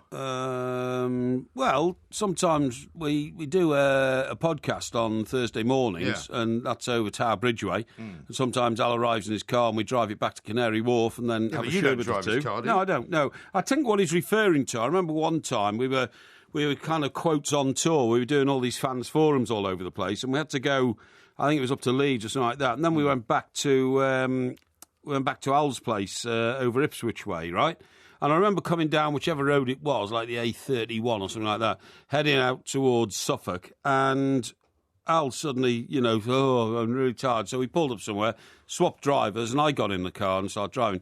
And then, of course, when you're in a new car or a car that you've not used to, you don't know the car as well as your own car. So anyway, we were burning down this road, and I was asked to go and move Alan's car once downstairs. Yeah, and it was that huge Lexus thing. Yeah. And I couldn't work out how to start it for about 10 minutes. Yeah, that's a problem, isn't it? Because it had one of those push button starts, but I couldn't find the push button start. What an idiot! Well, no, not what an idiot, because normally if it's a push button start, it's relatively easy to see. That's right. But this one was being obscured by the steering column. Wow, ridiculous. Honestly, I had 3 Jaguars push button starts, and the button's just there, and you just push it and bang, it goes. Anyway, point of the story is... What is the point of the story? So it was a 4x4, and I can't remember which one it was, but it was a big car with not such a big engine. So it was like, a 2.2 instead of a 3 litre or something like that.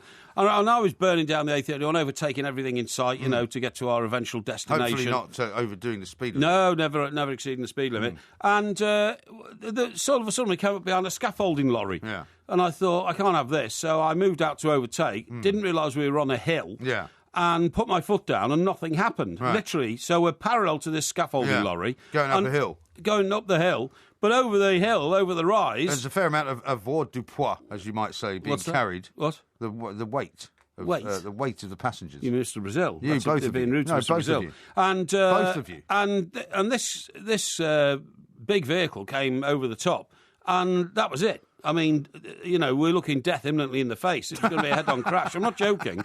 And it was only my... That's probably what he's referring to, then. Maybe. It was he was screaming, I remember, seriously. And it was my innate driving skill in which I managed to hit the anchors, so you have to pull back. Throw the wheel to the left and managed to get back in behind this scaffolding lorry, just as the other vehicle whipped past and took the wing mirror off of our car. Dear God. Yeah, absolutely. That's unbelievable.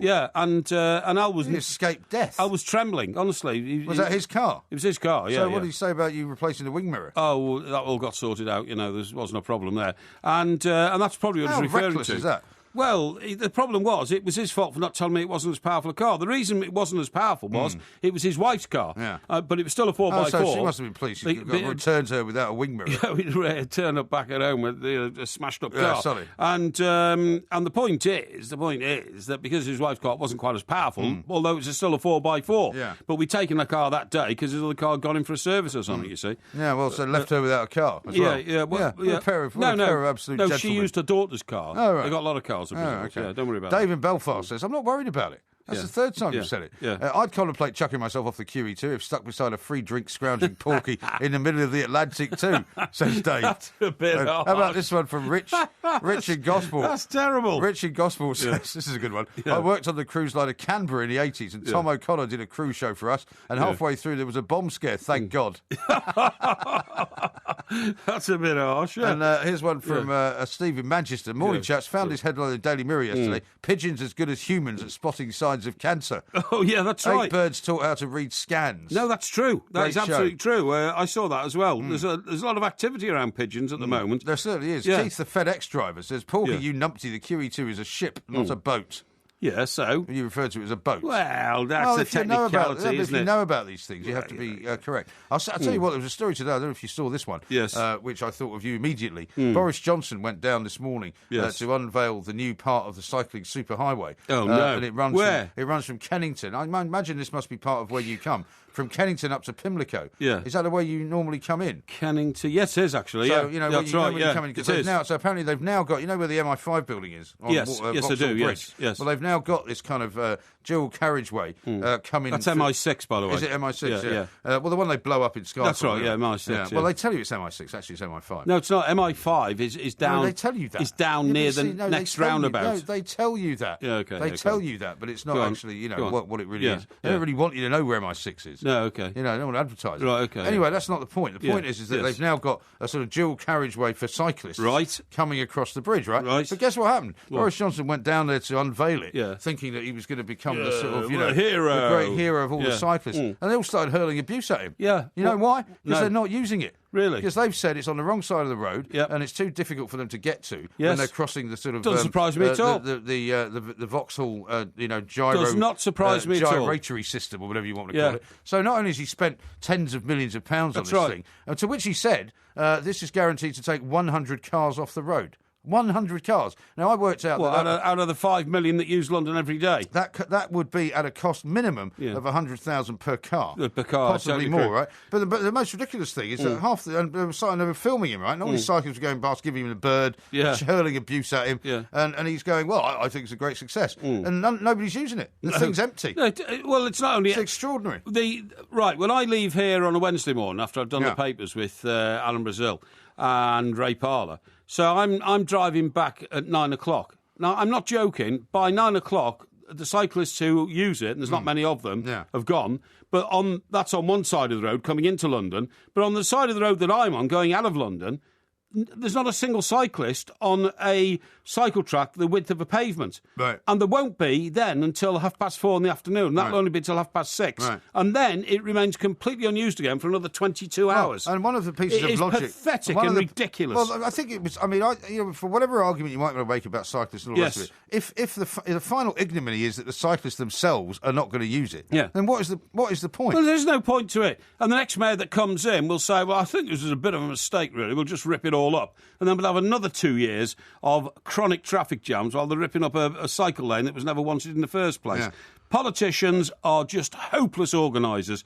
You should hand over the country to businessmen like Richard Branson who know how to make things work. Lord Sugar, Richard Branson, Sir Terence Leahy. These guys know how to make things work. They should be the guys running the country. Yeah, well, without a shadow of a doubt. The other reasoning they've been using, apparently, is that 40% of the vehicles using Vauxhall Bridge are bicycles. Now, that's all very well, but a bicycle is about, what, a tenth the size of a car or maybe less? Tenth the width, yeah. So the idea that they sort of count that as a vehicle in the same way that a car is a vehicle. Ridiculous. It's just mad. Anyway, we've got loads more stuff to talk about. Coming up next, we're going to go to China, one of your favourite subjects. Well, it certainly is. We're going to talk to Peter Smith. Very interesting. About a big football game. Wasn't it very interesting that a football match took place there, which has exposed some rifts within Chinese society? Well, we may well get under the skin of that one. Peter Smith is coming up next. Talk Sport. And it's in! A diving header at the end of a 50-yard run. From the root to the tip. Talk Sport. I'm living on a Chinese rock. All my best things are in luck. I'm living on a Chinese rock. Everything is in the pawn shop it is. This is Talk Sport. We are the two mics. There will be, of course, Porky Quiz coming up a little bit later. We've been doing some boning up on the development of Australia, have you? What do you mean? You're not even listening to me. Sorry, what did you say? What did I say? Yeah. I'm sitting right next to you. Yes, that's right. There's no more than 3 feet between us. That's right, yeah, and absolutely. You didn't hear what I had to say. Boning up on Australia. Have you boned up on the development of Australia? I haven't needed to. Okay. I know all about Australia intrinsically. I've been there 3 times. I took an innate interest in the country. On one trip to Australia, 22 hours on a Qantas aeroplane, sitting in first class, I in fact read the whole of the history of Australia in 2 volumes. Right. Well, good. Well, so I don't have a problem with Australia. I'm still predicting 3 out of 10. No. Don't worry about that. All right. Right. I'm the sort of guy, mate, see, unlike you, when you go off somewhere, like you went to Mexico in the summer for your holiday, right? That's right, yeah. And all you're thinking about is when I get there, I've got free booze for 2 weeks, free food for 2 weeks.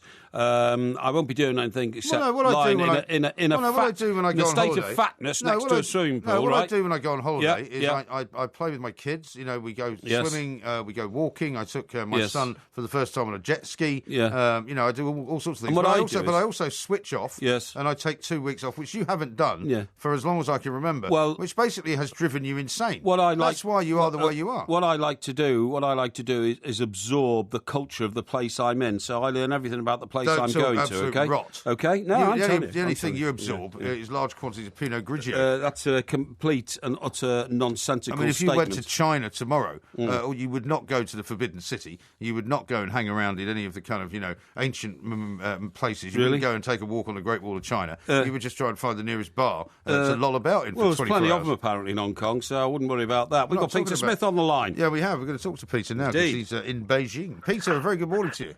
Yes, hello, good morning. Yeah, how are you? Pete. I'm fine, thanks very much. Last time we spoke to you, you were on this side of the pond and you were following the Chinese president around, weren't you? Yeah, that's right. Yeah, that was an interesting visit. The amount of publicity that it got, of course, and the importance to the UK. Well, I suppose he doesn't have to feel quite so bad now because he was followed shortly thereafter by the Indian Prime Minister, who got just as much shall we say, negative treatment as the Chinese guy did. So whatever goes around comes around. We wanted to talk to you about this very interesting football match between Hong Kong and China. Yeah. Well, this situation, this should we say, this heightened security, that's preparations for the game, really is not really, I would say, come as really much of a surprise for me because there's already a lot of tension building really between Hong Kong and China, really on a social level, on a one-to-one level between residents. I'll just give you an example. My wife is a mainland Chinese, Kong, my wife. She comes from the Henan province, and she thinks that people from Hong Kong are all snobby and stuck up and doesn't like them. And really, if you go yourself, I don't know whether you visited Hong Kong or mainland China yourself, but immediately you realise that it's not China. Hong Kong is not China. The British influence is still there. They consider mainland China to be really, should we say, a little bit backward after its number of years under the sway of the Communist Party. And so that has heightened tension, definitely. And there's been a number of incidents as well of, like, for example, mainland students being attacked in Hong Kong because of personal manners, the way they behave, and this sort of stuff. So there has been a lot of tension, yes, and really this is just symptomatic of that, yeah. Yeah, I tell you what, Pete, it's an amazing situation because when we had to hand Hong Kong back, Great Britain had to hand Hong Kong back to the Chinese, we all assumed that Hong Kong would then be turned into just another Chinese province. That the communist way of life, the political way of life, certainly would be imposed upon those people in Hong Kong. But in fact, what's happened is completely the opposite. Hong Kong, which was a fantastically industrious and thriving financial centre, suddenly became the springboard for the rest of China to do the same. Well, yes. I mean, that originally, of course, the should we say the economic miracle that was China, of course, started after around 1980 in Guangzhou, which is just, of course, next to Hong Kong. Yes. Deliberately chosen, of course, that place because of its proximity to Hong Kong. But you're right. Yes, we thought that maybe Hong Kong would be subsumed or something like this, but. No, that's not the case. But to get that thing over to mainland residents in China is very difficult. And I often have the conversation with my wife if we're going through passports control, for example. Say we're at Beijing Airport, and you look up, and there it says if you are flying domestic flights, it's got one aisle says domestic flights. The aisle next to it will say international flights, Hong Kong and Macau. And my wife, we're walking through, and I turn to her, we look at this, and I say to her, look, so why is Hong Kong and Macau with the international flights? Why is it not with the domestic flights? And she can't understand because they're told... And do they require you to go through passport control for that as well? Yes, of course, yeah. The whole thing is completely treated as a separate country. But all the media everything you hear in China will say that, for example, Taiwan and Hong Kong are just ordinary provinces and are part of China. But when you go to these places, you'll realize it's so far from the truth. They had nothing to do with mainland China at all. So is it a bit like some parts of Spain, where the people don't regard themselves as Spanish at all? They regard themselves as Basque or Catalonian or whatever? Yeah, I think that the Hong Kongese definitely really would they would consider themselves to be really not certainly not like the mainland Chinese. I mean, you may remember the situation with the students, which happened last year. Do you remember occupying? Yeah, well, was that the umbrella thing, the umbrella movement? Yes, exactly. Well, that's all started because there's a lot of criticism of the mainland China's education system. And the way, of course, it's been seen as a propaganda arm of the Communist Party, really. Yeah, exactly right. And this is something which those Hong Kong students simply cannot accept. They will not have this. They do not want this. And, it's very, very difficult because whether Hong Kong will still keep that slight, that different air about it remains to be seen because the heavy hand really, or the foot of Beijing has been moving, really edging a little bit more over the territory. So it'll be interesting whether it actually remains to be seen if it can maintain this independent status in the future. Yeah. Well, one of the things that happened at this game was that the Hong Kong fans booed the Chinese national anthem because presumably they want their own. Well, yeah. I mean, of course, there's been absolutely no coverage whatsoever in mainland China of that particular happening, particular incident, and also as well, the same thing happens when President Xi Jinping goes to visit Hong Kong, and he is absolutely booed straight away. There's demonstrations on the streets. As soon as he gets off the plane, he's booed the entire time he's there. Right. You never see anything like that at all on the media here. It's never reported. No, I should think not. So is the relationship then between China and Hong Kong, considering they enter separate teams in the World Cup qualifier, is it the same relationship as England and Wales? Well, yes, they have separate. I suppose, in effect, it is. They have separate independent football associations. Yes, that's what I mean. Which, again, I mean, it might, sort of. I suppose for many football fans, how would you actually identify what is an independent state, an independent country? It's whether you actually have your own international football team. Right, it is, and whether have your own. And Hong Kong have it. And whether you have your own sort of football association, I suppose. Yeah. Peter, we haven't got a great deal of time. What's the economy like these days over there? Exactly, particularly the steel industry, because the steel industry in this country is suffering, and we're told it's because China have dumped an awful lot of surplus steel on the world market.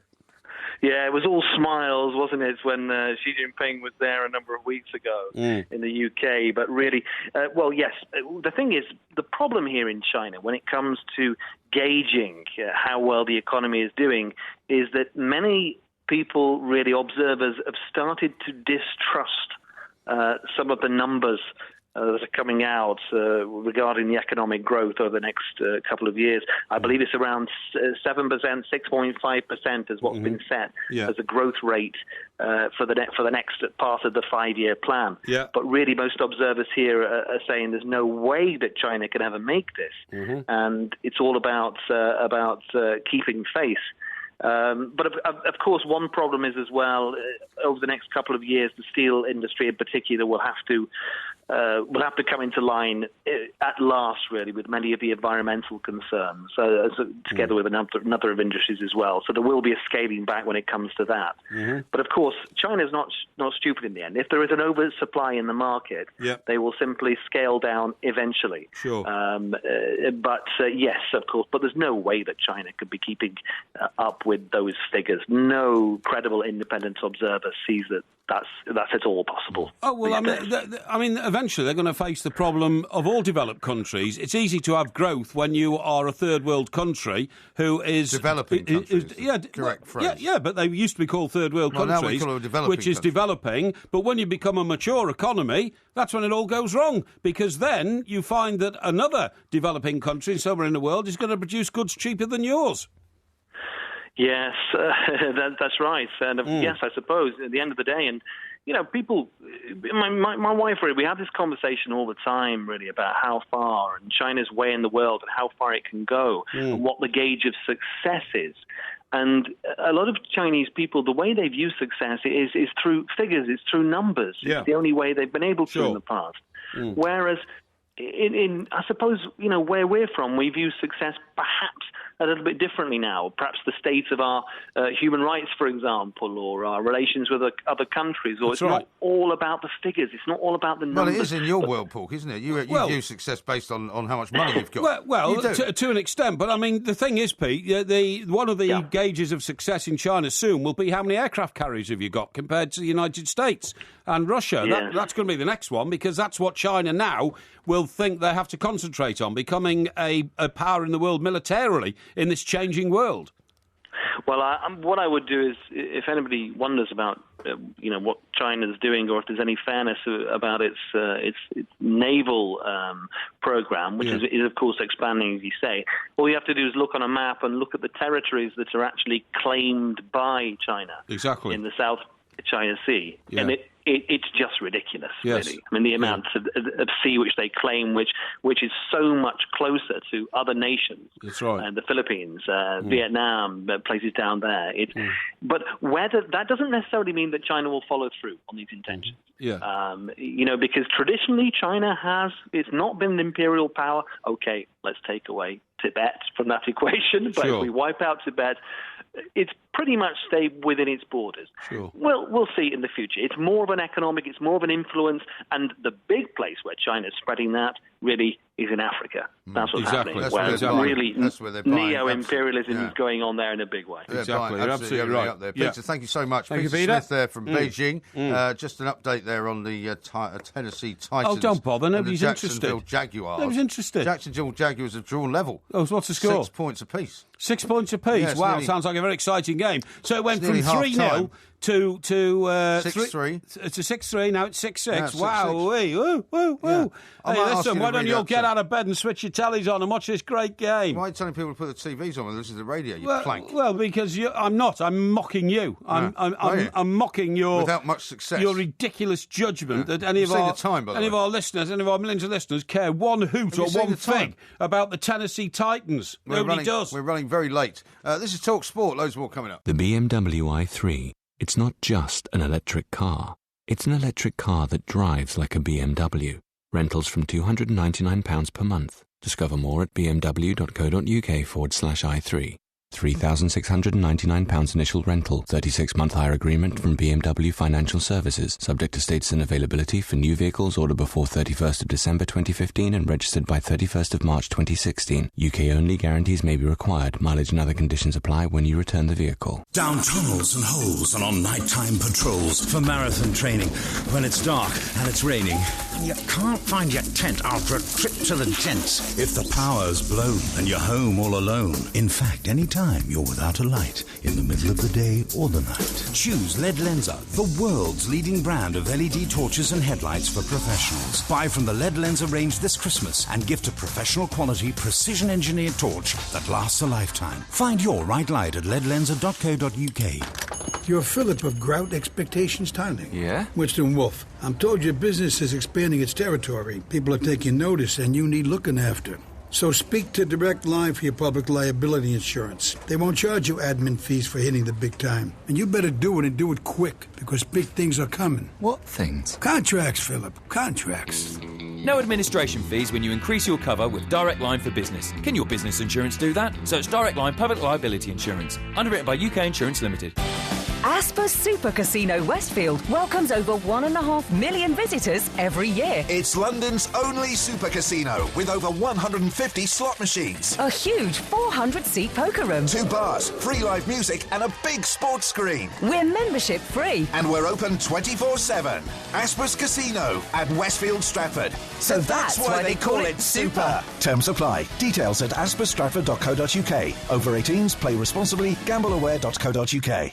Talk Sport. Just got even better. Start up the engines. On DAB Digital Radio and 1089 and 1053 AM. Set the pace. Working hard, playing hard, and pigs will fly.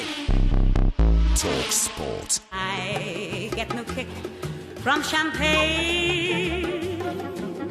Mere alcohol doesn't thrill me at all. So tell me, why should it be true that I get a kick out of you? This is Talk Sport. We are the two Mikes. A couple of people have pointed out that you got the dates wrong on the Titanic, by the way. They didn't set sail in December at all. It set sail in April. April, was it? Yeah, OK. Well, that's near December, isn't it? Well, it's nowhere near December. It is. It's 3 months away. Yeah. What? It's only 3 months away. April to December? Yeah. December. Which way are you going? January. Well, you're going backwards February, in time now. March. There's only 3 months between. No. You between. don't go backwards in the calendar. No. Don't be silly. You go forwards in the calendar. No. April to December is April, May, June, July, August, September, October, November, December. It's 8 months away. Yeah. Now listen. 8 months away. There are a couple of other corrections. All right. You were talking about driving to Suffolk on the A31. Yeah. Here's one from Rob who says the A31 to Suffolk, it goes from Dorset to London. Oh, does it really? OK. Well, you should know that. I said a road like the A31. A31. That my car broke down on in the New Forest. Oh, is it right? Okay, the A31 is in Dorset, Porky. No wonder Mr. Brazil calls you Mr. Magoo. You were heading in the wrong direction. All right. Well, it was an A road. That's all. I'm not a walking encyclopedia of A roads in this country. You know. What you should have had was some kind of pigeon-related brain implant, so that you knew exactly which way was home. Exactly. Ask me the name and number of any motorway, and I can give it you because the motorways are big-time Charlie roads, and A roads are not. Simple as that. Now then, do you know why I'm playing Dame Shirley Bassey? No idea. Absolutely no idea. She's come because out... you think she's one of the greatest singers of all time? Oh, I do. I think she's fantastic. Have you got her greatest hits album? No. Why not? Well, because I don't actually like the sort of music she sings, but when she sings a powerful song like Goldfinger, I think she's got a fantastic voice. Now... Is she still alive? Yes, she is very much still alive. She must be knocking on a bit now. Well, that's a bit harsh. She's 78. 78? Yeah. Well, what's wrong with that? Knocking on a bit. What a terrible thing to say about an elegant and beautiful lady like Shirley Bassey. I've got nothing against Shirley Bassey. Knocking on? Well, she's knocking on a bit. What's wrong with that? It's terrible. You must say she's a lady of very mature years, so what? That's all right. Well, that's typical of you. That's a typical sort of simpering, crawly thing to say. No. Lady of, what was it, mature years? Yeah. Sorry, I think Sid the sexist. No, you're Sid the sexist, not me. I like to be respectful to women. How would you describe a man of 78? Old.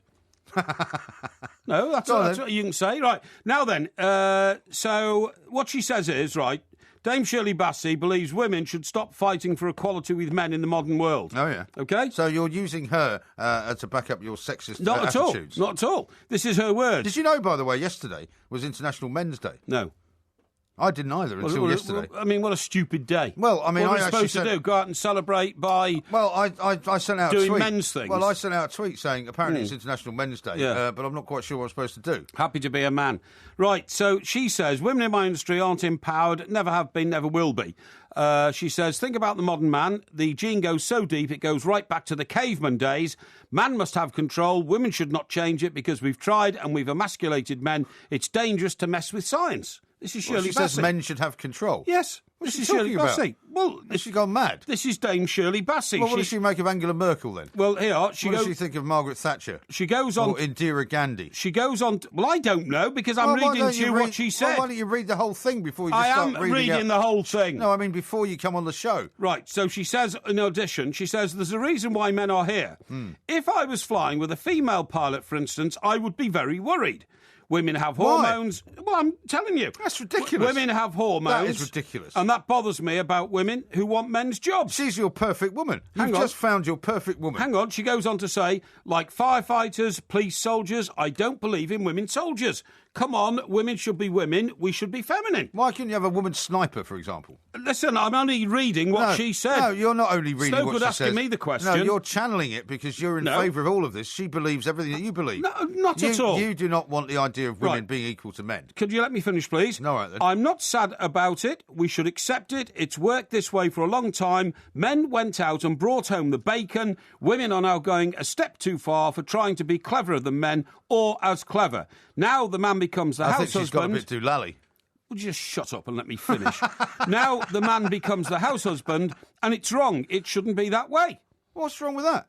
So, that's what she says. Yeah, but that's exactly your position on almost all these issues of gender equality, isn't it? Now, here's something you will agree tell me with. one of those things that you don't agree with. Here is something you will agree with her, OK, with your massively complicated relationships in life. She says, I've been married twice and it has not worked out. But that's my problem because I'm a successful woman, and a successful woman cannot get a man who is at ease with himself. The caveman does not want a woman... caveman? Yes, does not want a woman who threatens him. I'm old enough to appreciate being on my own. Yeah. I love the idea of not having anyone around. She is a perfect woman for you. I keep saying this. Hang on. You should hook up with her. I love the idea of not having anyone around to dictate what I do, like when I go to bed and when I eat. I will never, ever get married again. No way. Well, why does she think that when she was in a marriage where somebody dictated when she went to bed and when she was supposed to eat? I mean, that's ludicrous. Well, I mean, look, those are the words of Dame Shirley Bassey. She is one of our most influential cultural figures. She is. How do you reckon that? Because she sung Goldfinger. So? And she's a Dame Shirley Bassey. So? She's our most brilliant singer. Does she sit in the House of Lords with those kind of views? Here, years ago. She doesn't sit in the House of Lords. Years ago, I think it was the first... That's the third time I've asked you. Does she sit in the House of Lords? She's Dame Shirley Bassey. Does that mean she sits in the House of Lords? She doesn't, because she's not a baroness. Okay. Okay? Now then, what I was going to say to you, years ago, I think it was our first foreign holiday we ever went on, my mum and dad. Yeah. And it was in Mallorca or somewhere, right? And we actually Was this when you got bladderated on the Cuba Libras? Yeah, I think it was. 13? I think it was. Yeah, I think it was, honestly. And slippery we slope. We got there on a Britannia Airways plane, which had propellers. Yeah. That's how long ago it was. Yeah, I remember those. Seriously. Well, listen, I flew on a propeller plane. I used to fly just as recently as around about 10 years ago. Yeah. There used to be I think it was called Scott Airways, and they used to do City Airport to Edinburgh. Right. And I got on a City Airport one time, and that propellers. And I said, how long was the flight time? And they went 2 hours. I'm like, 2 hours? I said, why? It's usually and an hour. They said the winds are very strong today. Yeah. And I'm not sure I would have got on a plane that's that badly affected by the wind. I totally agree. It took them 2 hours to get to Edinburgh. Funnily enough, I had to go to Maastricht once at short notice, and I flew from... I think it was City Airport to Maastricht in a proper plane. But anyway... Was it a Fokker? I don't know if it was a Fokker. I went to Amsterdam. The people at Maastricht were... I went to Amsterdam in a Fokker once, and you had to climb up through when you got inside, you got it at the back, but it had the big wheels on the front and the little wheel at the back, and you were literally climbing up to the front of the plane. That's right. And the thing that worries you is when they put all the bags in a net. Yeah. You know what I mean? That's the only way to describe it. Yeah, I know. There's not a hole. There's bung them against all the net. Anyway, look, what I was going to say was, the Shirley Bassey thing, brilliant. Yeah, was she on the plane? No. So we go to this hotel, right, and, having a normal family evening, and all of a sudden, this guy sort of prances onto the dance floor. Oh, yeah. The minute I walked in the joint, and I turned round to see this man dressed as Shirley Bassey. Right. I'm not joking. Like a drag queen. He was a drag artist. Well, a lot of them did Shirley Bassey. And nobody had told us that this was the cabaret that night. Of course, my father was absolutely repulsed. Of course he was. My father, who was a Royal Navy... This is where you get all your rather ridiculous Victorian ideas from. My father, who was a Royal Navy war hero, who thought that, Well, so you say. The only way to sort out problems was to bomb people and all this kind of stuff. I don't mean, obviously, I'm not referring to the Paris thing. I'm talking about World War II and all that kind of stuff. Was absolutely repulsed. What's this man? Who is he? Did he march you out of the place? Well, he just said we're leaving because he thought that there was a perversion going on here somewhere, you know. Right. And this guy, by the way, he sung this song. Was he good?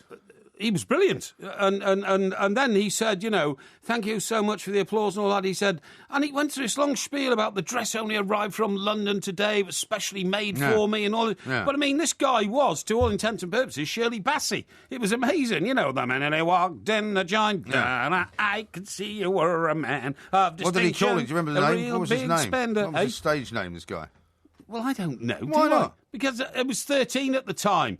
So it was, you know, it was a good, 30 years ago odd. No wonder your brain has been so twisted How and do you think mangled I up would over know the the years. name of the Shirley Bassey? Drinking Cuba Libras and looking at drag artists at the age of 13. How do you think I would know? Watching your parents being completely and utterly aghast. You know, the name of the Shirley Bassey impersonator Why not? in Hotel... Well, it's obviously had a great effect on you. Well, Hotel de Sol. Well, you've remembered it, haven't you? Palma, Mallorca, circa 1972, you idiot. Well, it's how would I know that? Stained your conscience, isn't it? Honestly, a blithering idiot you are. Coming up in the next hour, it's time for the Porky Quiz, which is on the development of Australia. And next week we'll do one on the development of Porky Parry. You'll see how many gets out of that one. On DAB Digital Radio and 1089 and 1053 AM. The pressure's on now. Relieve the itch. Talk Sport. This is Talk Sport. We are the Two Mites. There will be a podcast coming out, of course, a little bit later on. I've got a message for you from Sydney, actually. Matt in Sydney. Yes. He says, good luck in the Australian quiz, Thank Porky. you. He says, we're cooking today in Sydney, and it's 40 degrees, would you believe? Good God. That'd be too hot for you, wouldn't it? Is it the height of summer then in Sydney? I suppose it is, Well, of course it is, yeah. They're on the other side of the planet. Said no. So Southern Hemisphere is now summer. Yes. Northern Hemisphere is now winter. That's right. It's not hard to work out, is it? So it'll be... And there's only 3 months between December and April. It'll be great in Buenos Aires today then, probably. Probably not maybe quite as hot as that, but certainly be quite clement. Buenos Aires. It's going to get very city. cold this weekend. Do you know that? I'm glad about that. Yeah. By the way, the rain today was the worst sort of rain. It was drizzle. Really? It was awful. It was awful, horrible. I hated it. I went out earlier on in the morning. Very wet. And it wasn't raining. And then I didn't go out again. Oh, did you not? No, well, I was out, keeping things together this morning in the Empire of the Two Mikes, and I encountered an awful lot of rain. Yeah. So it wasn't good. How about this from Bob? He says, that article from Ms. Bassey that Mike Parry was referring to is nothing but hogwash. Ms. Bassey's ideas are outmoded. And Frazzle says, dear me, surely the Panto Dame, is she planning to visit Earth on her travels? Well, yeah, but I mean, it was still what she's saying, that's all. So, I mean, you can't contradict it. It's a free country, free speech. She can say whatever she likes, really. Well, she can. But Becky says this, Porky's making me mad. Tell him not to end up on my operating table when I'm in my hormonal unstable state. Well, I didn't say, did I? She's got Dame some Shirley emojis. Bassey. I mean, she's a woman, so she was talking about women's hormones. So, I'm sorry, Yeah, I but can't that's comment on that, I can I? I must admit, and I mean, this is one of the great things about having a daughter, is when you have a daughter, you realise that any of these kind of sexist ideas are so ridiculous and actually quite damaging that you have to fight against them, because in the end, what you're effectively saying, if you support some of the things that she's coming out with, is that my daughter should never be able to fly a plane, or my daughter should never be in any kind of position of power, which is absolutely not a balderdash. Yeah, but hang on, you just called it sexism. It is sexism. So a woman talking about women is sexist, is it? Of course it is, yeah. Well, you see, if you're making as long as out... you're accusing her being sexist and not me. Well, I am accusing her of being sexist because what she's saying is that women are not equal to men, which everybody knows in this day and age is absolute rubbish. Yes, well, she's talking about in very specific circumstances, we have to say, don't we? Yeah, but I know that you would concur with almost all of her views, wouldn't you? I have no view on her views at all. Really? I don't know Dame Shirley. You have no view? No. Well, you, Mike Parry, the great communicator, the man who never shuts up, who's got an opinion on absolutely everything. I have never... You have no view on what she said. I've never sat down and discussed it with her, so I don't know from which angle she's coming on all those views that she's just expressed in that piece I've read to you. I see. So I'm not going to be drawn on it, I'm afraid. And Okay, Irish says the only reason Porky likes the song Goldfinger is because he is money, gold and silver mad. Goldfinger... He's a man. I don't want you to sing. You actually haven't done that much singing this week, which is exactly blissful, actually. Yeah. Right, okay, now then, I want to tell you about another great woman, okay? Yeah, right. There's another sexist you got lined up for us? Mother Teresa. Oh, yeah. Now, was Mother Teresa really a saint, was she? Well, many people viewed her that way. Do you know that she's getting canonised quite soon? Yeah, I know. How do you know? Because you just told me. Yeah, exactly, yeah. Now... Well, I knew she was getting canonised anyway. I didn't know exactly when. Now, you see, I didn't realise there's a difference between canonised, which means you're going to be made a saint, and beatified. Yeah, beatified, yeah. She's already been beatified, right? I think it's a two-stage process. So, after determining... I mean, to be honest, once you're dead, it doesn't really matter, does it? Eh? I mean, I know you'd like to think that there's some kind of at the moment, heaven scenario. At the moment, Mother Teresa rates as an heroic virtue of the Catholic Church. Right. But the Catholic Church usually requires 2 healing miracles as signs from God to confirm the person is a saint. She didn't actually do any healing miracles, though, did she? Well, this is the point. They found a couple. Oh, yeah. She might be canonised next year after the Vatican concluded a man recovered from brain tumours following prayers for her health. OK? Yeah. So she said a few prayers to the guy with the brain tumours disappear. Right. And then also they've found... they've sent a delegation to investigate this miracle in Brazil during the summer. Yeah. I thought she died, so I'm not sure how she said prayers in the summer. What? Is she dead? Yeah, of course she's dead. You sure? Do you know what happened? One of the things about Mother Teresa's death, Yes. one of the reasons that it went rather largely unnoticed, was she died the same weekend as Princess Diana. Oh, that's right, she did. Because I remember we were doing the paper in whatever 1997, whatever it was, and it was a sort of mad period, as you can imagine. Right? We were literally working round the clock, and suddenly the news came through that Mother Teresa had died. Yeah, that's right. And we went, right, we better do that on like 12 and 13 now. Yes, that's right. Because the first 11 pages were all Diana. That's right. And I mean, so nobody noticed Mother Teresa died. Well, a lot of people didn't, because it was all buried in the Diana coverage. I know. It's a bit unfortunate if you die on the day somebody more famous than you dies. It's like when on the day that John F. Kennedy was shot and killed, lots of famous people died, but nobody remembers now. Well, like who? I don't know, because they don't know. Well, I can't remember, because it's all about JFK. Anyway, listen, we're talking about Mother sure Teresa. About that? I'm certain. I'm going to look that up. Right, now, after determining... here we go. Mother Teresa was beatified by Pope John Paul II. Now, he was the kindly Pope. He was the Polish goalkeeper, wasn't he? Oh, yeah. He was, yeah. He was the one who got shot. Yeah, he got shot, but he kissed the tarmac when he got off the plane in Ireland, because I was there and watched him. Do that. No, he did it first. No, he didn't do it first. He did it Rubbish. first. In fact, every pope kisses the tarmac when they touch down. He blessed me. Pope John Paul II blessed me. Well, I got blessed by Pope John Paul II. Well, he obviously made a mistake. No, I did in Dublin Castle, believe me. Right, now then. How did that work? Did you kneel before him? No, I was standing there. You're not even a Catholic. No, I'm not. But Did you tell him that? We had an audience with the Pope. Did you tell him you were a Catholic? Colin Myler was standing next to me. Yeah, well, he is a Catholic. But he is a big and Catholic. He fell to his knees, actually. Yeah. He did, honestly. Yeah. Anyway. What were you doing there? Well, I was just covering the vote. Yeah, but why were you getting blessed, though? I was one of the chosen ones. Right, now then. So, Mother Teresa was beatified by Pope John Paul II. You must have told somebody you were a Catholic. Who himself is now a saint. Yeah. OK? Did you know that? No. In 2003, after the first healing miracle was found soon after her death. Yeah. So they already knew that she'd had one healing miracle, but to qualify as a saint, you've got to have 2. It's a bit like...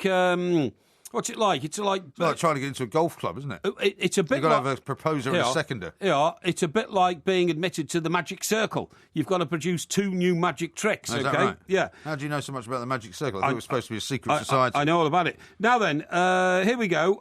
Hopes of the second emerged earlier this year when a priest told church authorities that a man in Sao Paulo recovered from all his brain tumours when his wife prayed for Mother Teresa's intervention. Right, so she intervened. So she didn't necessarily, she wasn't present when it happened, but she apparently was, not. She was the subject of a prayer. Apparently not. It's all a bit sort of obscurantist. It is, yeah. But anyway, look, do you think Mother Teresa was a great person? Well, I don't have any reason to think she wasn't. Well, how do you know she was? Well, because she did great charitable work. She worked with the poor all of her life. I mean, she seems to dedicate her life to helping people. Yeah. So, I mean, she didn't go after money. Yeah. She didn't spend her life, screwing people over. She seemed to be a genuinely decent person. Okay, so we're pro Mother Teresa, are we? Well, I don't think you'd be anti Mother Teresa, would you? Why would you be? Well, I'm not. Why would you ask that question? I'm a bit. Does she have a dark side? No. I'm a bit suspicious of do-gooders. You know what I mean? What's your problem? What's your problem? How can you be suspicious of somebody like Mother Teresa? Well... Because, I'll tell you why you're suspicious of her. Yeah. Because she didn't, follow the almighty dollar, and she didn't, worship, and she didn't have a home of her own, and she didn't have a nice car. I mean... And maybe she bought her glasses from Tesco's. That's why you don't like Mother Teresa. She was known as Mother Teresa of Calcutta. That's right, yeah. Now... But we spoke about this before. She's actually originally, is she not, from Albania. She's from Albania. She's an Albanian who went to Calcutta. Yeah. Now, and she worked with lepers and all that kind of stuff. How can you say that she would? That makes me a bit suspicious. Why? People who work with lepers. Why? Well, would you not work with lepers? It's not a great. I don't think it's a great. You must career know what path. lepers feel like. It's not. What do you mean you've got a great career path? Well, it's not, is it? She's going to be made a saint. It's not bad, is it? Well, yes and no, I suppose. What do you want to be when you grow up? I want to be a saint. Well, yeah, but you see, you can't be a saint when you're alive. So it's a bit like who said Elvis dead? Good career move because of course he got much richer in death than he was in life. No, whatever. You can't be rich in death. Well, I mean, he's not there anymore. His estate was, if you see what I mean. Frazzle says, "I volunteer to fire Mother Teresa out of a cannon." What? He said, I volunteer to fire Mother Teresa out of a cannon. What's he talking about, for goodness sake? I don't know why you're giving her a hard time. I'm not giving her a hard time. I'll tell you what, if there is a heaven and you go up there and she meets you at the old pearly gates, you'll have something to answer for. I am not giving her a hard time. I have a huge admiration for the woman. It's just that somebody who literally works for the poor all their life with no reward... Quite remarkable her reward is in the kingdom of heaven. Quite That's what she believes. Person. But you, in your typical fashion, regard her as something to be sort of derided, sneered at, and somebody to be treated with suspicion. Not at all. Unbelievable. Nothing but admiration. Incredible. Nothing but admiration. Yeah, in fact, if machine on. Honestly, if there was a Mother Teresa Appreciation Society.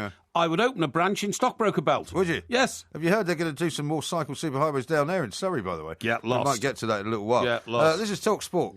If you want some fresh, hot dough balls served up with a little garlic butter, what's the first name to pop into your head? Yes, that's right, it's Velux. If you want to go see that band you like, you know, the one you play killer air guitar along to, who'd be your go-to guys for tickets? Of course, that would be Velux. And if you want to wriggle your tootsies in the golden sands of your favourite Canary Island, then who? Ah, you're ahead of me. It's Velux, naturally. During the Velux 90 Days of Rewards, when you buy selected roof window products, you get rewards to spend with Pizza Express, Ticketmaster, Thomas Cook and more. Sign up now at velux.co.uk/90days. Terms and conditions apply.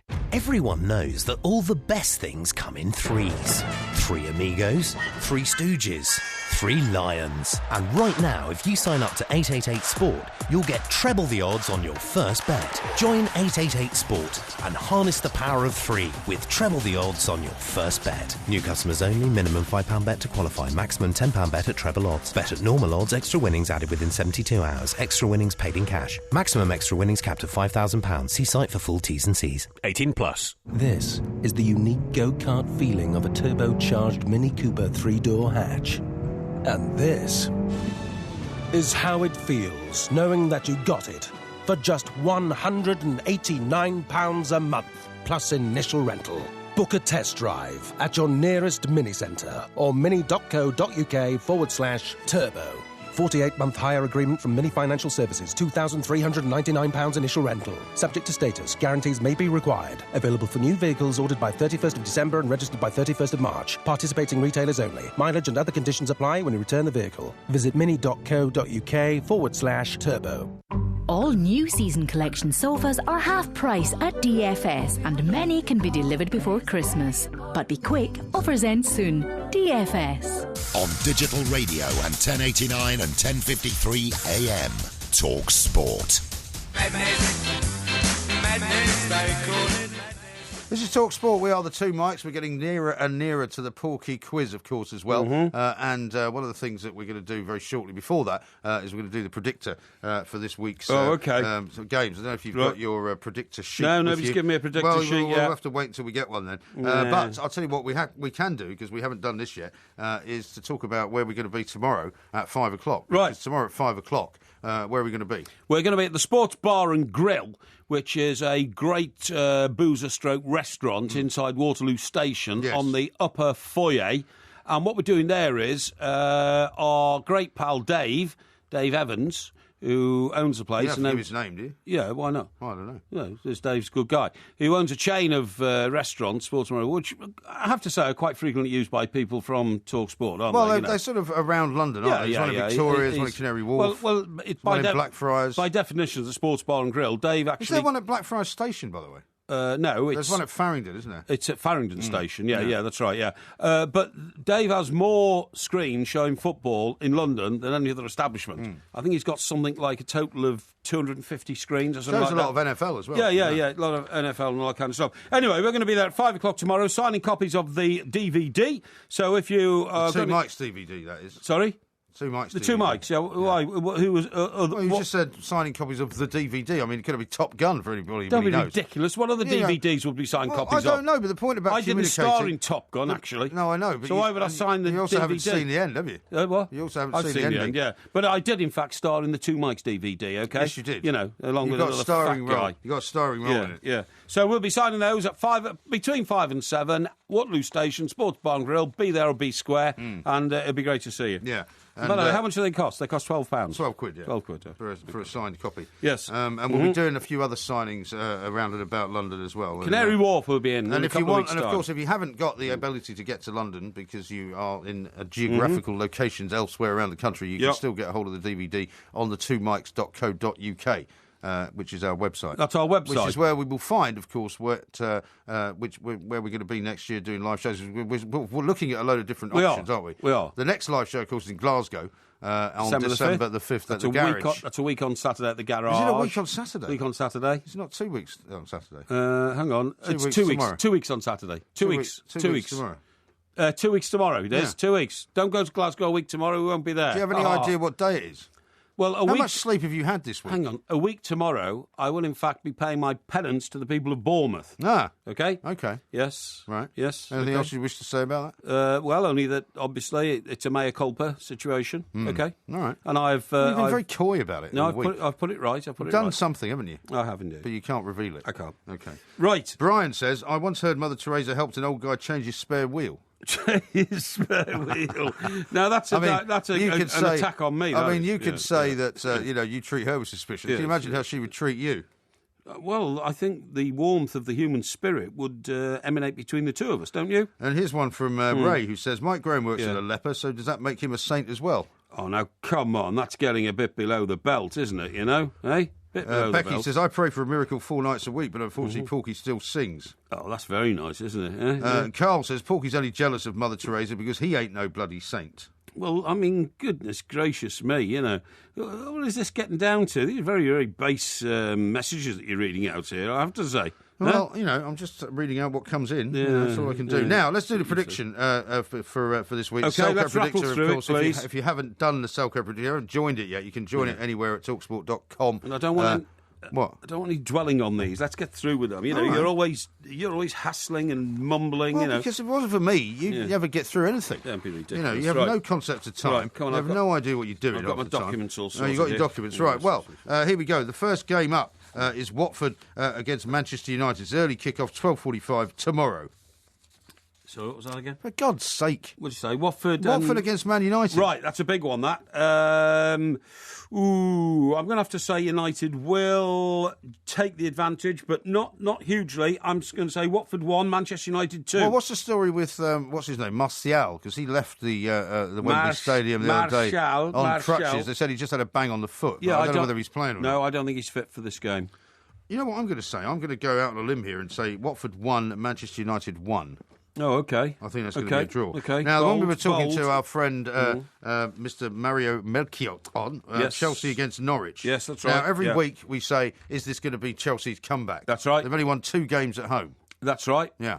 I believe this is the start of the turnaround. We say this every time. Yeah, no, I believe it is on the sleeve for Chelsea. And I'm going to go Chelsea 3, Norwich 1.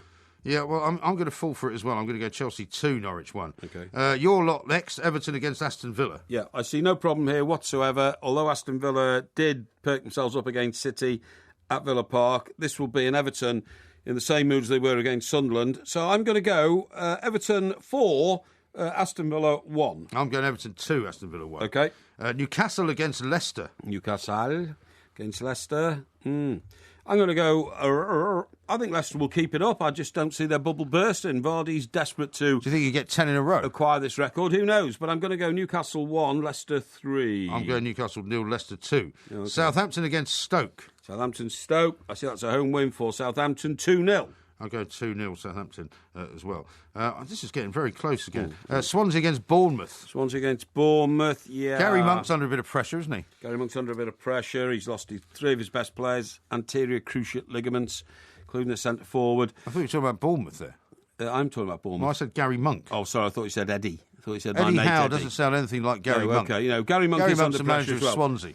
Yes, I know that. Nevertheless, I say Swansea 2, Bournemouth 1. I say Swansea 1, Bournemouth 0. Oh. West Bromwich Albion against Arsenal. Yes. Tony Pulis hasn't been quite the fortress that he would normally be, has he hasn't indeed, and I don't see a problem here for Arsenal whatsoever. In fact, I think it's going to be a West Brom 1, Arsenal 3 result. Yeah, I think so too. I got 1-3 as well. Okay.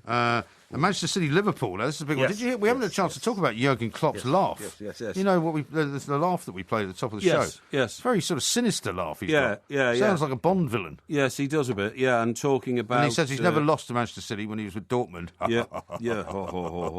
That's right. Okay, I don't see any problem here for Manchester City whatsoever. Manchester City 3, Liverpool. I think they'll put up a good fight 2. I think this is going to be the turnaround for Klopp, actually, because he's saying Daniel Sturridge might be fit, and Sturridge might play, although City is saying that Aguero and Silva might be fit as well. But I'm going to say that I think old Klopp might have the kind of the hex over Pellegrini, and I'm going to say Manchester City 1, Liverpool 2. Oh, rubbish. What do you mean rubbish? Rubbish. Well, that's what I'm saying. Can't happen. Tottenham against West Ham. Yeah, see, no problem here. No problem here. By the way, that's Manchester City game, which is a 5:30 kickoff, is live on TalkSport. It is live on TalkSport, indeed. And you're predicting a Liverpool away victory. Wow, that is a very bold prediction. It is. Right, now then, West Ham have got a fantastic away record. They're in London. Tottenham becoming a very, very proficient team. So I think it's going to be so close. I'm going to go another 3-2 here. Tottenham 3, West Ham 2. You put a lot of goals in this week. I'm saying 2-1 to Tottenham. Okay. And then Crystal Palace against Sunderland. Yeah, see no problem here for Crystal Palace whatsoever. I think Sam's got a huge fight on his hand to try and stop a tidal wave of despair. Crystal Palace 3, Sunderland 0. I think you and I have got almost the same results. I mean, different score lines, but I don't think we've got one that we disagree on, apart from the City-Liverpool game. That's right. Right, well, would you like to make one of those your banker, which is the one you think is the most likely? Yes. Which would be the middle sort of padlocked greeny thing. That is my Everton prediction. Okay. You do that all the time. Yes. I'm doing that for Arsenal, basically. Okay. Arsenal against West Brom. And then the one which you think is less likely. Yes. Actually, is it the other way round? Hang on. The green thing in the middle is the one that you think is less likely. Well, you idiot. I've just marked that the wrong one, so I'm crossing that out. All right. Right, so what's the most likely one? The dollar? So the dollar is the most likely one. Right, that's the Everton one, yes. Yeah. And the least likely is the padlock, is it? The least likely is the padlock. Least likely, I think, is going to be... What's the closest one I've got here? Least likely is going to be Tottenham, West Ham. Okay. Yep. I'm putting my one on Man City, Liverpool, because I may be completely mad about exactly. that. Okay, well, I'm now submitting my predictions. I'm submitting mine. Game week 13. Okay, who submits mine? I usually do yours for you. Right, there we go. I mean, I'm going to have to teach you how to do these online. No, I just don't have time, man. I'm busy. Well, what do you think? You think I'm your slave? Yeah, but I've got things to do. The reason I'm doing them for you is to do you a favour, because if you leave them in there, they don't get done. Oh, that's true. Because everyone in there is very busy. Indeed. They just sit around waiting to do your bidding for you. Indeed. Now, we're already running late. Coming up next is the Porky Quiz. Don't phone your mother. Phone Talk Sport. Football on DAB Digital Radio and 1089 and 1053 AM. Atletico Radio. Talk Sport.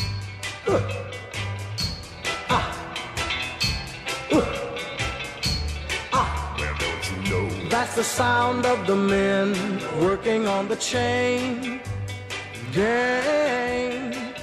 That's the sound of the men working on the chain gang. All day long they're saying...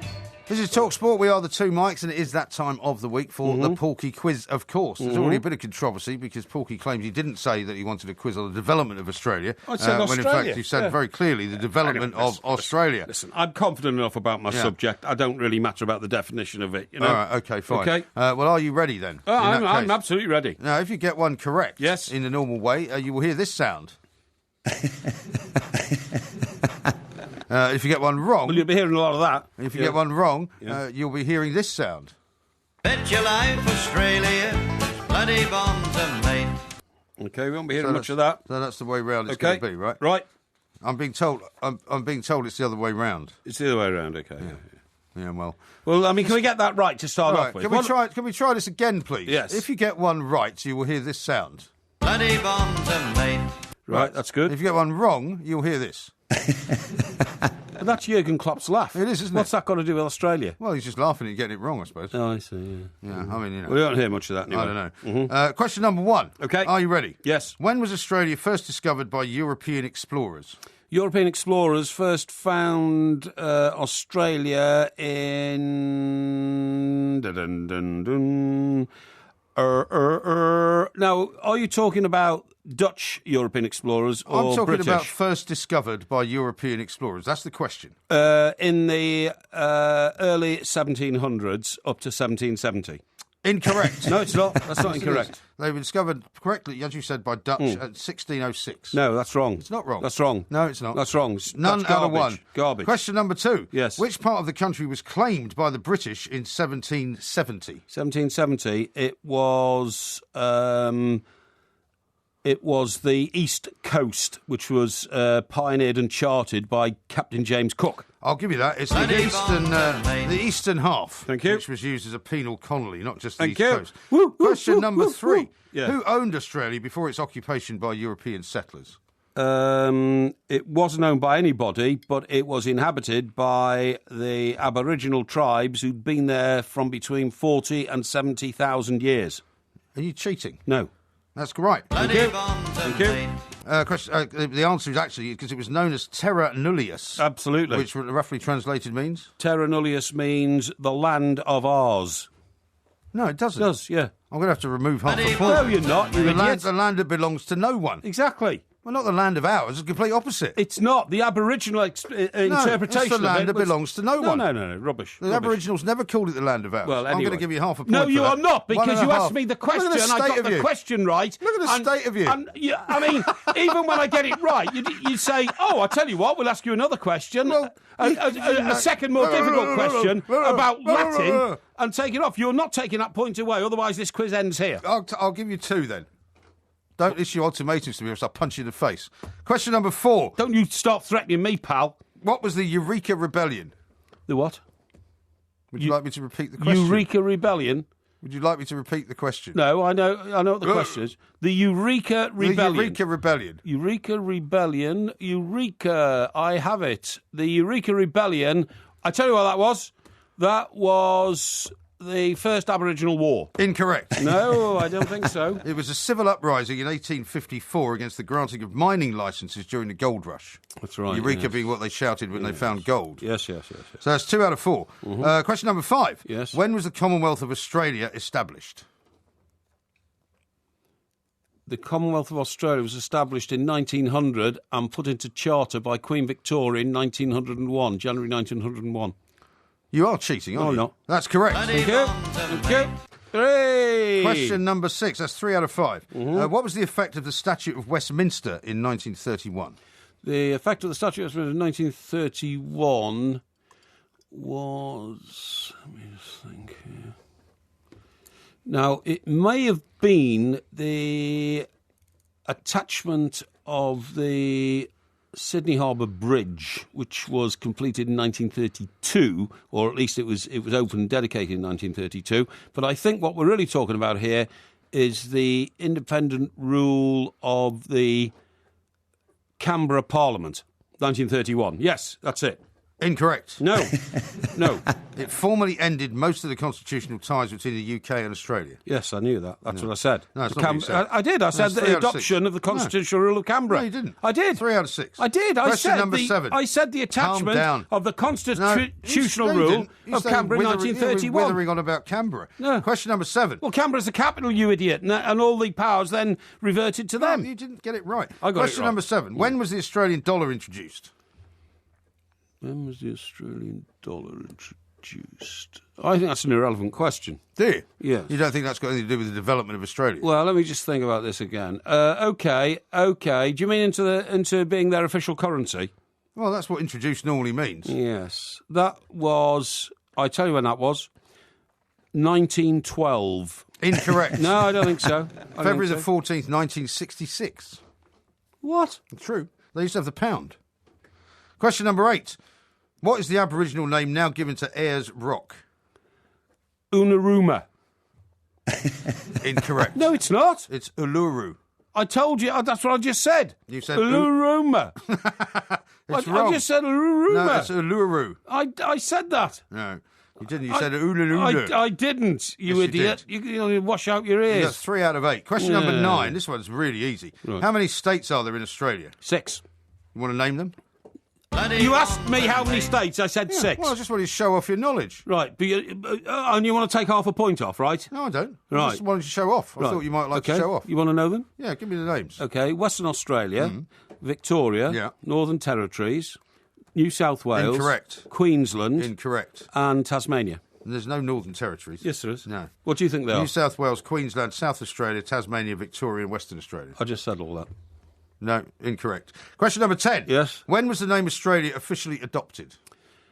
When was the name Australia officially adopted? I see what you mean. That would have been Captain James Cook, 1770. We then established first penal colony, 1782. That would have been, I think... Where are you getting all this from? Excuse me? Where are you getting all this from? From my head. My head. No, you haven't got anything like that in your head. I have got in my head. And I would say the name Australia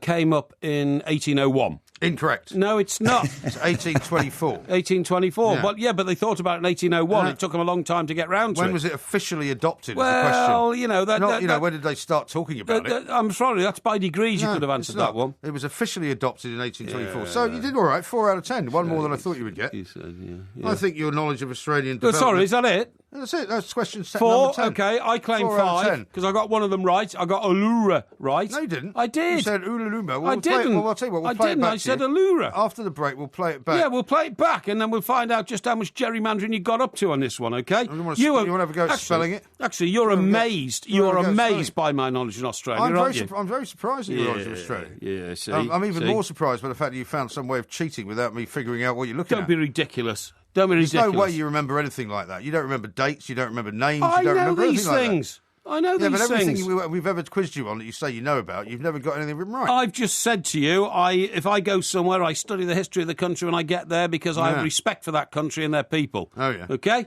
Well, I think 4 out of 10 is not bad. It's 5 out of 10. I got Uluru. No, you didn't. I did. 4 out of 10, Porky Quiz, same time next week. This is Talk Sport. When you need all the latest form and odds on all the day's sporting action, and you need it fast, you need the Coral Daily Download. Get all the latest news and great offers on all the big games and all the biggest race meetings in one essential package. Delivered to your ears at the speed of sound. Don't miss the Coral Daily Download every morning on the Alan Brazil Sports Breakfast from 6 on Talk Sport with Coral. Your best bet for breakfast. An exhilarating drive is a given in the new BMW 320d ED+. But if you drive a company car, you might ask, what else is a given? First, there's exceptional fuel consumption from BMW Efficient Dynamics. Then there are CO2 emissions as low as 99 grams per kilometre, so you pay less benefit-in-kind tax. And there's more. BMW Business Navigation is now included as standard. Thrilling on the road, outstanding at the fuel pump. Request a test drive at your local BMW centre. Figures may vary depending on driving style and conditions. Welcome to Sounds Fantastic. Now, can you identify this sound?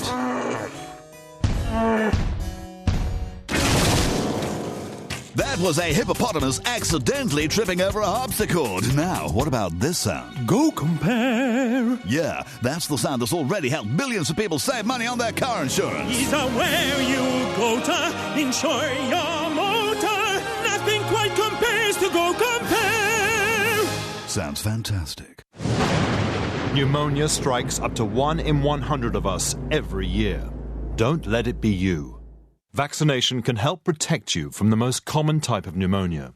Speak to your pharmacist, doctor or nurse about pneumococcal pneumonia vaccination today, or search Pneumonia Strikes. Sponsored by Pfizer. Talk Sport, the radio station with undersoil heating. Yes, unbelievable! On DAB Digital Radio and 1089 and 1053 AM. Incredible footwork! Oh, yeah. Talk. Unaruma. Uluru. I just tried to pronounce it in an Aboriginal again? That's Uluru pronounced in an Aboriginal accent. Wait, hear it again. Unaruma. Unaruma. That's my Aboriginal accent. I said Una Stubbs. No? Now, here's one from Lord Rallo, who says, at this point, old Porky getting a 4 out of 10 is amazing. Imagine what he could do if he actually slept. Thank you. Bill says, Porky has gerrymandered his didgeridoo notes in that quiz, MG. Van Diemen's Land for the plank. Becky says, fair dinkum, give Porky his due. Like a true boomerang, he came back and proved his knowledge. Good effort, Porky. Thank you. What about Junior, who says, what's the quiz on this week? Butchering songs? 10 out of 10 would get, I tell you. Dave says, Porky the dingo. Michael says Unaruma, and Ian says you should have had a kookaburra laughing 10 times. And Patrick says when you asked Porky a question, he said I have it here on his cheat sheets. He gerrymandered it himself. I didn't. There was no cheating involved. I mean, I must say I couldn't work out where you were getting the answers from. You kept staring off as if they were written on the wall. No. Listen, you should have some kind of secret earpiece in. This studio is a secure. Got Sandra Lee smuggled under the desk. No. This is a secure location, right? And you make sure it's a secure location. There was no gerrymandering whatsoever on my side, but there was on yours. I mean, that was a great example of that, Mike. I got a question right, and then you ask a supplementary question, which is not relevant. No, it was relevant. You claim because I wanted to know whether you knew the reason why. You claim that I got the supplementary wrong, and then tried to take half a point off me. That is the biggest example of cheating. Did I take half a point off you? No, because I protested loudly and told you it was the end of the quiz if you did. How about this from Maxwell? Then you got intimidated by my strength of my argument. You were you were as close as you've ever been to get a smack in the mouth. And you were as close as ever been to getting a quiz cancelled and your reputation shredded forever. My reputation is intact. Not that you've got one. And remains so. Maxwell says he cheated. He always cheats when he doesn't say thinking out loud, which is true, actually. No. When you don't say you're thinking out loud, it usually means you're treating. No. Marcus says, wow, the least controversial quiz in months. No cheating, no gerrymandering. Well done. Oh, yeah, except on your behalf. And Lincoln says he's volunteering to be an independent in-studio judge of the Porky Quiz to prevent any cheating or gerrymandering. Good. It's not required. Good. You know, there is no requirement for that. Yeah, I feel really good about that quiz. I was brilliant, I thought. And you think you're brilliant at everything, though. If it hadn't been for your low-life type tactics, I'd have had 8 out of 10 out of that one, definitely. Well, I'll try and do a bit better on Porky Vision this week, because there's been a lot of complaints about it this week. They said that, it's obvious Porky's not paying enough attention to the show. Rubbish. He's not paying enough attention to the workload that needs to be put in. Look. And many people said that they would rather see the end of Porky Vision if you're not going to put the work in. Look, do you really think I'm just going to watch a few programmes and then come on here and say that was good, that was bad, that was indifferent? No, you get the insight with me, the inside thoughts and thinking of a reviewer like myself. Well, let me read you one of the texts that I got in a little bit earlier, but I didn't read it out because I didn't get a chance to do it. Yep. And it's from a Manchester City fan, funnily enough. Where are we? Can't find it now for the moment. Can't find it, you see. You've lost the plot. Now, I'm going to tell you about how you keep your champagne cold, OK, at Christmas. Because, of course, you'll be drinking loads of it. Have you ever tried this one? You wrap a bottle of room temperature champagne tightly in a wet sheet of newspaper. Yeah. Lie it on its side in the freezer for 20 minutes. Yeah. As the water in the thin layer of newspaper cools and hardens and freezes, the rate at which the heat is conducted out of the bottle, the effect that cools the wine, will be significantly increased. What, so they're saying that's a quicker way of freezing it? That's the way to do it. Or a quicker way of chilling it. If you take home a bottle of champagne at room temperature, right, and of course it takes ages. I will sometimes stick one in the freezer if I want to drink it quickly. Yeah, I agree. But it doesn't take more than about 20 minutes to freeze. Oh, no, this takes reasonable temperature. This takes 5 minutes. 5 minutes? You get wet newspaper, wrap it round the bottle, then put it in the freezer, and then it literally sucks the heat out of the bottle in 5 minutes. Oh, okay. And you've got. So what? You don't even need to put the bottle in the freezer for more than 5 minutes then? 5 minutes. Okay. I could give that a try. With the newspaper wrapped around it, right? Give that a try. Now the other one is you drop. I mean, generally speaking, you keep enough bottles in the. If you've got a big enough fridge, you can keep sort of half a dozen bottles in there anyway. So it should always. You've always. Yeah, got, but you might have just brought a couple home. You know what I mean? Yeah. Well, I always like to think that I've got some on tap. Basically. Yes, exactly. Now the other one is in advance of bringing your bottle home. Freeze a bunch of grapes in the freezer. Yeah. Okay? Right. And then when you take those grapes out of the freezer, they will be frozen, obviously, and drop them into a glass of champagne, it immediately freezes, or it takes it down to very chilled level. And it doesn't dilute it like ice would? Doesn't dilute it like ice would. The other thing you can do is obviously if you've got a decent sized ice bucket, if you plunge it into an ice bucket, it's pretty well chilled quite quickly. Yeah, but you need a big ice bucket for champagne and lots of ice and water. These are the better methods that I'm telling you. All right. These are the things I've learned during a lifetime of drinking, and I don't drink champagne anymore, so I'm passing these on to you. That's okay? very kind of you. Okay. You're going to be buying me any champagne for Christmas? I might buy a bottle don't or get two. any cheap rubbish. Will you? No, okay. Nothing cheaper than Bollinger, please. Right, now, you know the other way to do it? Go on. Get yourself some acrylic glasses. Acrylic glasses? Acrylic glasses. What, from Tesco's? Well, maybe, and put them in the freezer. What are acrylic glasses? Well, they're made of acrylic, aren't they? What, you mean... Yeah, I see, you mean drinking glasses. Yes, I thought that's you meant what I'm glasses saying. to wear. No, you idiots. You know, you well, what's an acrylic glass? Well, do you mean a plastic glass? Well, sort of, but I mean, make sure it's acrylic. Well, how can you make sure it's acrylic? Well, it'll say acrylic on it. How will it say that? Well, it'll be marked. I've never seen acrylic glasses. Well, go and ask for some. Don't be, obstreperous. So go and get some acrylic glasses, obstreperous? Right? Yeah. And stick them in the freezer. Stick them in the freezer. I'm going to look up acrylic glasses. And then when you come to pour your champagne, you will pour it into these frozen glasses, and it will immediately assume the same temperature as the glass. Okay? Yeah. The acrylic glasses have a thermal gel layer in the bottom that freezes and then stays cold for up to 2 hours, you see. Yeah, but I don't know what they are. Well, I've never seen them anywhere. Everybody knows what they are. I mean, I can see acrylic nails, acrylic paint. Yes. An acrylic mirror. Yeah, get acrylic glasses. Acrylic glass. Yeah. Don't worry about it, okay? Yeah, there's sheets of acrylic glass. Yes. But there's no actual glasses made of acrylic. Now, you can, in fact, buy... I might buy you this for Christmas, No, these are actually. sheets of acrylic glass. What? You can't actually buy, glass-shaped, glasses. Yes, you can. No, you can, honestly, you can. Well, why am I not finding them? You get them in trendy sort of drink shops, okay? I know, I've seen them. Now, the other one is you could actually go the whole hog. Yeah. And get yourself a electric chiller. Yeah, you could, but that would be a waste of time. £64. That's ridiculous. From any good drink shop. Oh, John Lewis sell acrylic glasses. Well, there you go. See? Told you. Let's see how much they are. Now, the best method of all of doing it... What do you do with the acrylic glasses? Well, you put them in the freezer. Well, why don't you just put regular glasses in the freezer? Because they do not retain the minus 7-degree temperature that you need to chill champagne for more than a second once you put them back in the room. £4 a piece. Acrylic does. Well, there you go. See?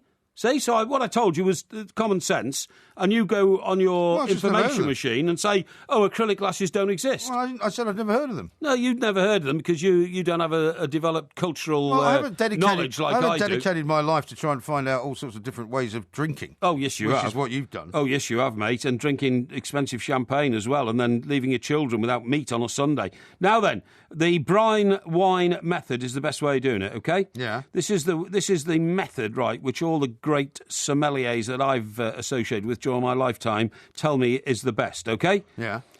Big quantity of ice in an ice bucket, right? Yeah. Or, if you haven't got an ice bucket, use a saucepan. Yeah. Add cold water. Right.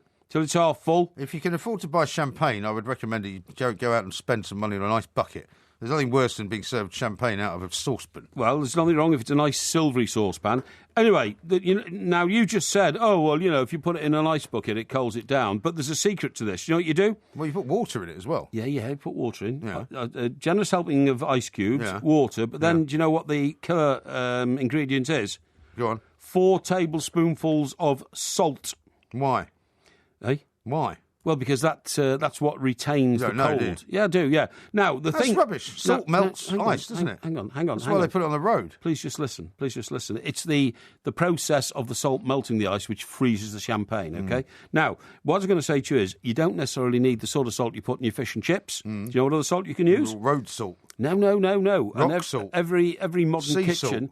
No. Every modern kitchen has a bag of this in the kitchen. Yeah. The salt that you use to keep your dishwasher in good shape. Dishwasher salt, yeah. Okay. You can use that, okay? All right. So put the dishwasher salt in. Is your dishwasher working now? I don't use it a lot these days. Well, we had a new one though, won't you? No, that's a washing machine. Oh, right, okay. Yeah. You stir it all together with a spoon, and then you add your bottle of bubbly to the icy brine, because it's then become brine. Dissolving salt in the water lowers the freezing point of water, allowing the ice to take the temperature down below the usual 0 degrees centigrade. That's the way to do it. What does it say about how much of the bottle needs to be submerged? 2/3. 2/3 of the bottle. Because the trouble with putting it in an ice bucket for too long is that the label peels off. Yes. And one of the nice things about getting an expensive bottle of champagne is that you want the label just so you can boast to your friends. Well, no, look how much this costs. Well, no, it's not That's that. what you accuse me of all the time. No, it's not. No, it's not that at all. But the point is, it's not. A bottle of champagne looks nicer with a label on than if it's peeled off, that's all. Yes, OK. That's what I'm saying. Which is the biggest... I mean, all of this is all very well. I mean, if you actually got any brains and foresight, you make sure that you keep, whether it's Prosecco or whether it's champagne. You haven't. I've got plenty of foresight. No. Listen, mate, I have to have foresight because my life is very, very busy. You gurgle down champagne and then forget to replace it in the fridge. Not true. I know your methods. Not at all Now, true. here's your last question, right? Yeah, go on. Which is the biggest drinking champagne country in the world after France? Britain. Yes. And you hate it when I get these things no, right, I don't. Last year we drunk 32.7... That's 1 out of 1.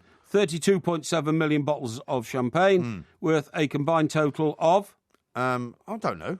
£341 million. Really? I don't know how that works out, because that works out at £10 a bottle. It's not right then, is it? No, it's not right. No. Yeah. Right, there you go. So, anyway, all you need to know about champagne and Christmas, OK? Well, an awful lot of the champagne, of course, is drunk at places like Cheltenham, at various racecourses around the country, also at Wimbledon. But it costs a lot more than £10 a bottle, I can tell you. Well, it certainly does. But I've been an awful lot of Henley, an awful lot of the sporting occasions that make up the sort of the sporting calendar. Henley Royal Regatta. Is where so much of that champagne is actually drunk. Yeah, absolutely. So I guess I'm going to have to see you on Friday. This will be the second Friday in a row I have to see you. Yeah, what did we do last week? I've forgotten. We went to Birmingham. Oh, yeah, we did. That's right. Yeah, cool. That was a big success. Can you tell me that you knew exactly the right date for when the Commonwealth was established in Australia? Yes. There's absolutely no way. What? You can't remember what we did last Friday. Listen, I wouldn't worry about it too much. There's definitely some jiggery-pokery going on. No, I do suffer from a bit of clutter brain. That's true. You suffer from a lot of clutter brain. But you can only suffer from clutter brain if you've got a cluttered life, a busy life. Yeah. You know, I don't repose on my couch at home for 4.5 hours and then get up and go to bed for another 5 hours every day. I just don't do that. Maybe you should consider that. No, I don't do that. Maybe your brain would work a little bit better. Yeah, well, nothing wrong with my brain, pal. Trouble is, I think your brain's trying to push out through your fat face because you're ugly.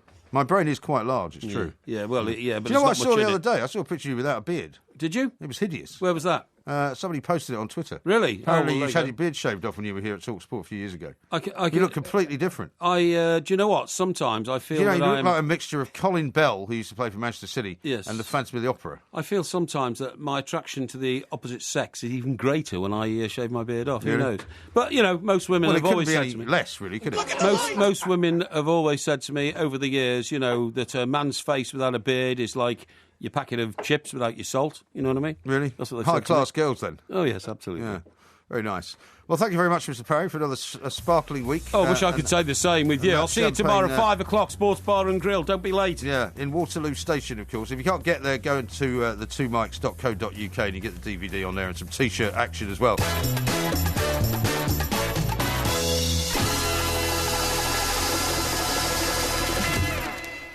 If you love the Two Mics podcast, you'll love the live show. Weekday overnights from 1am on DAB Digital Radio and 1089 and 1053 AM and via the TalkSport app. TalkSport, your Premier League station with exclusive commentaries every weekend. What an absolute corker! TalkSport. Unaruma. Look at the light!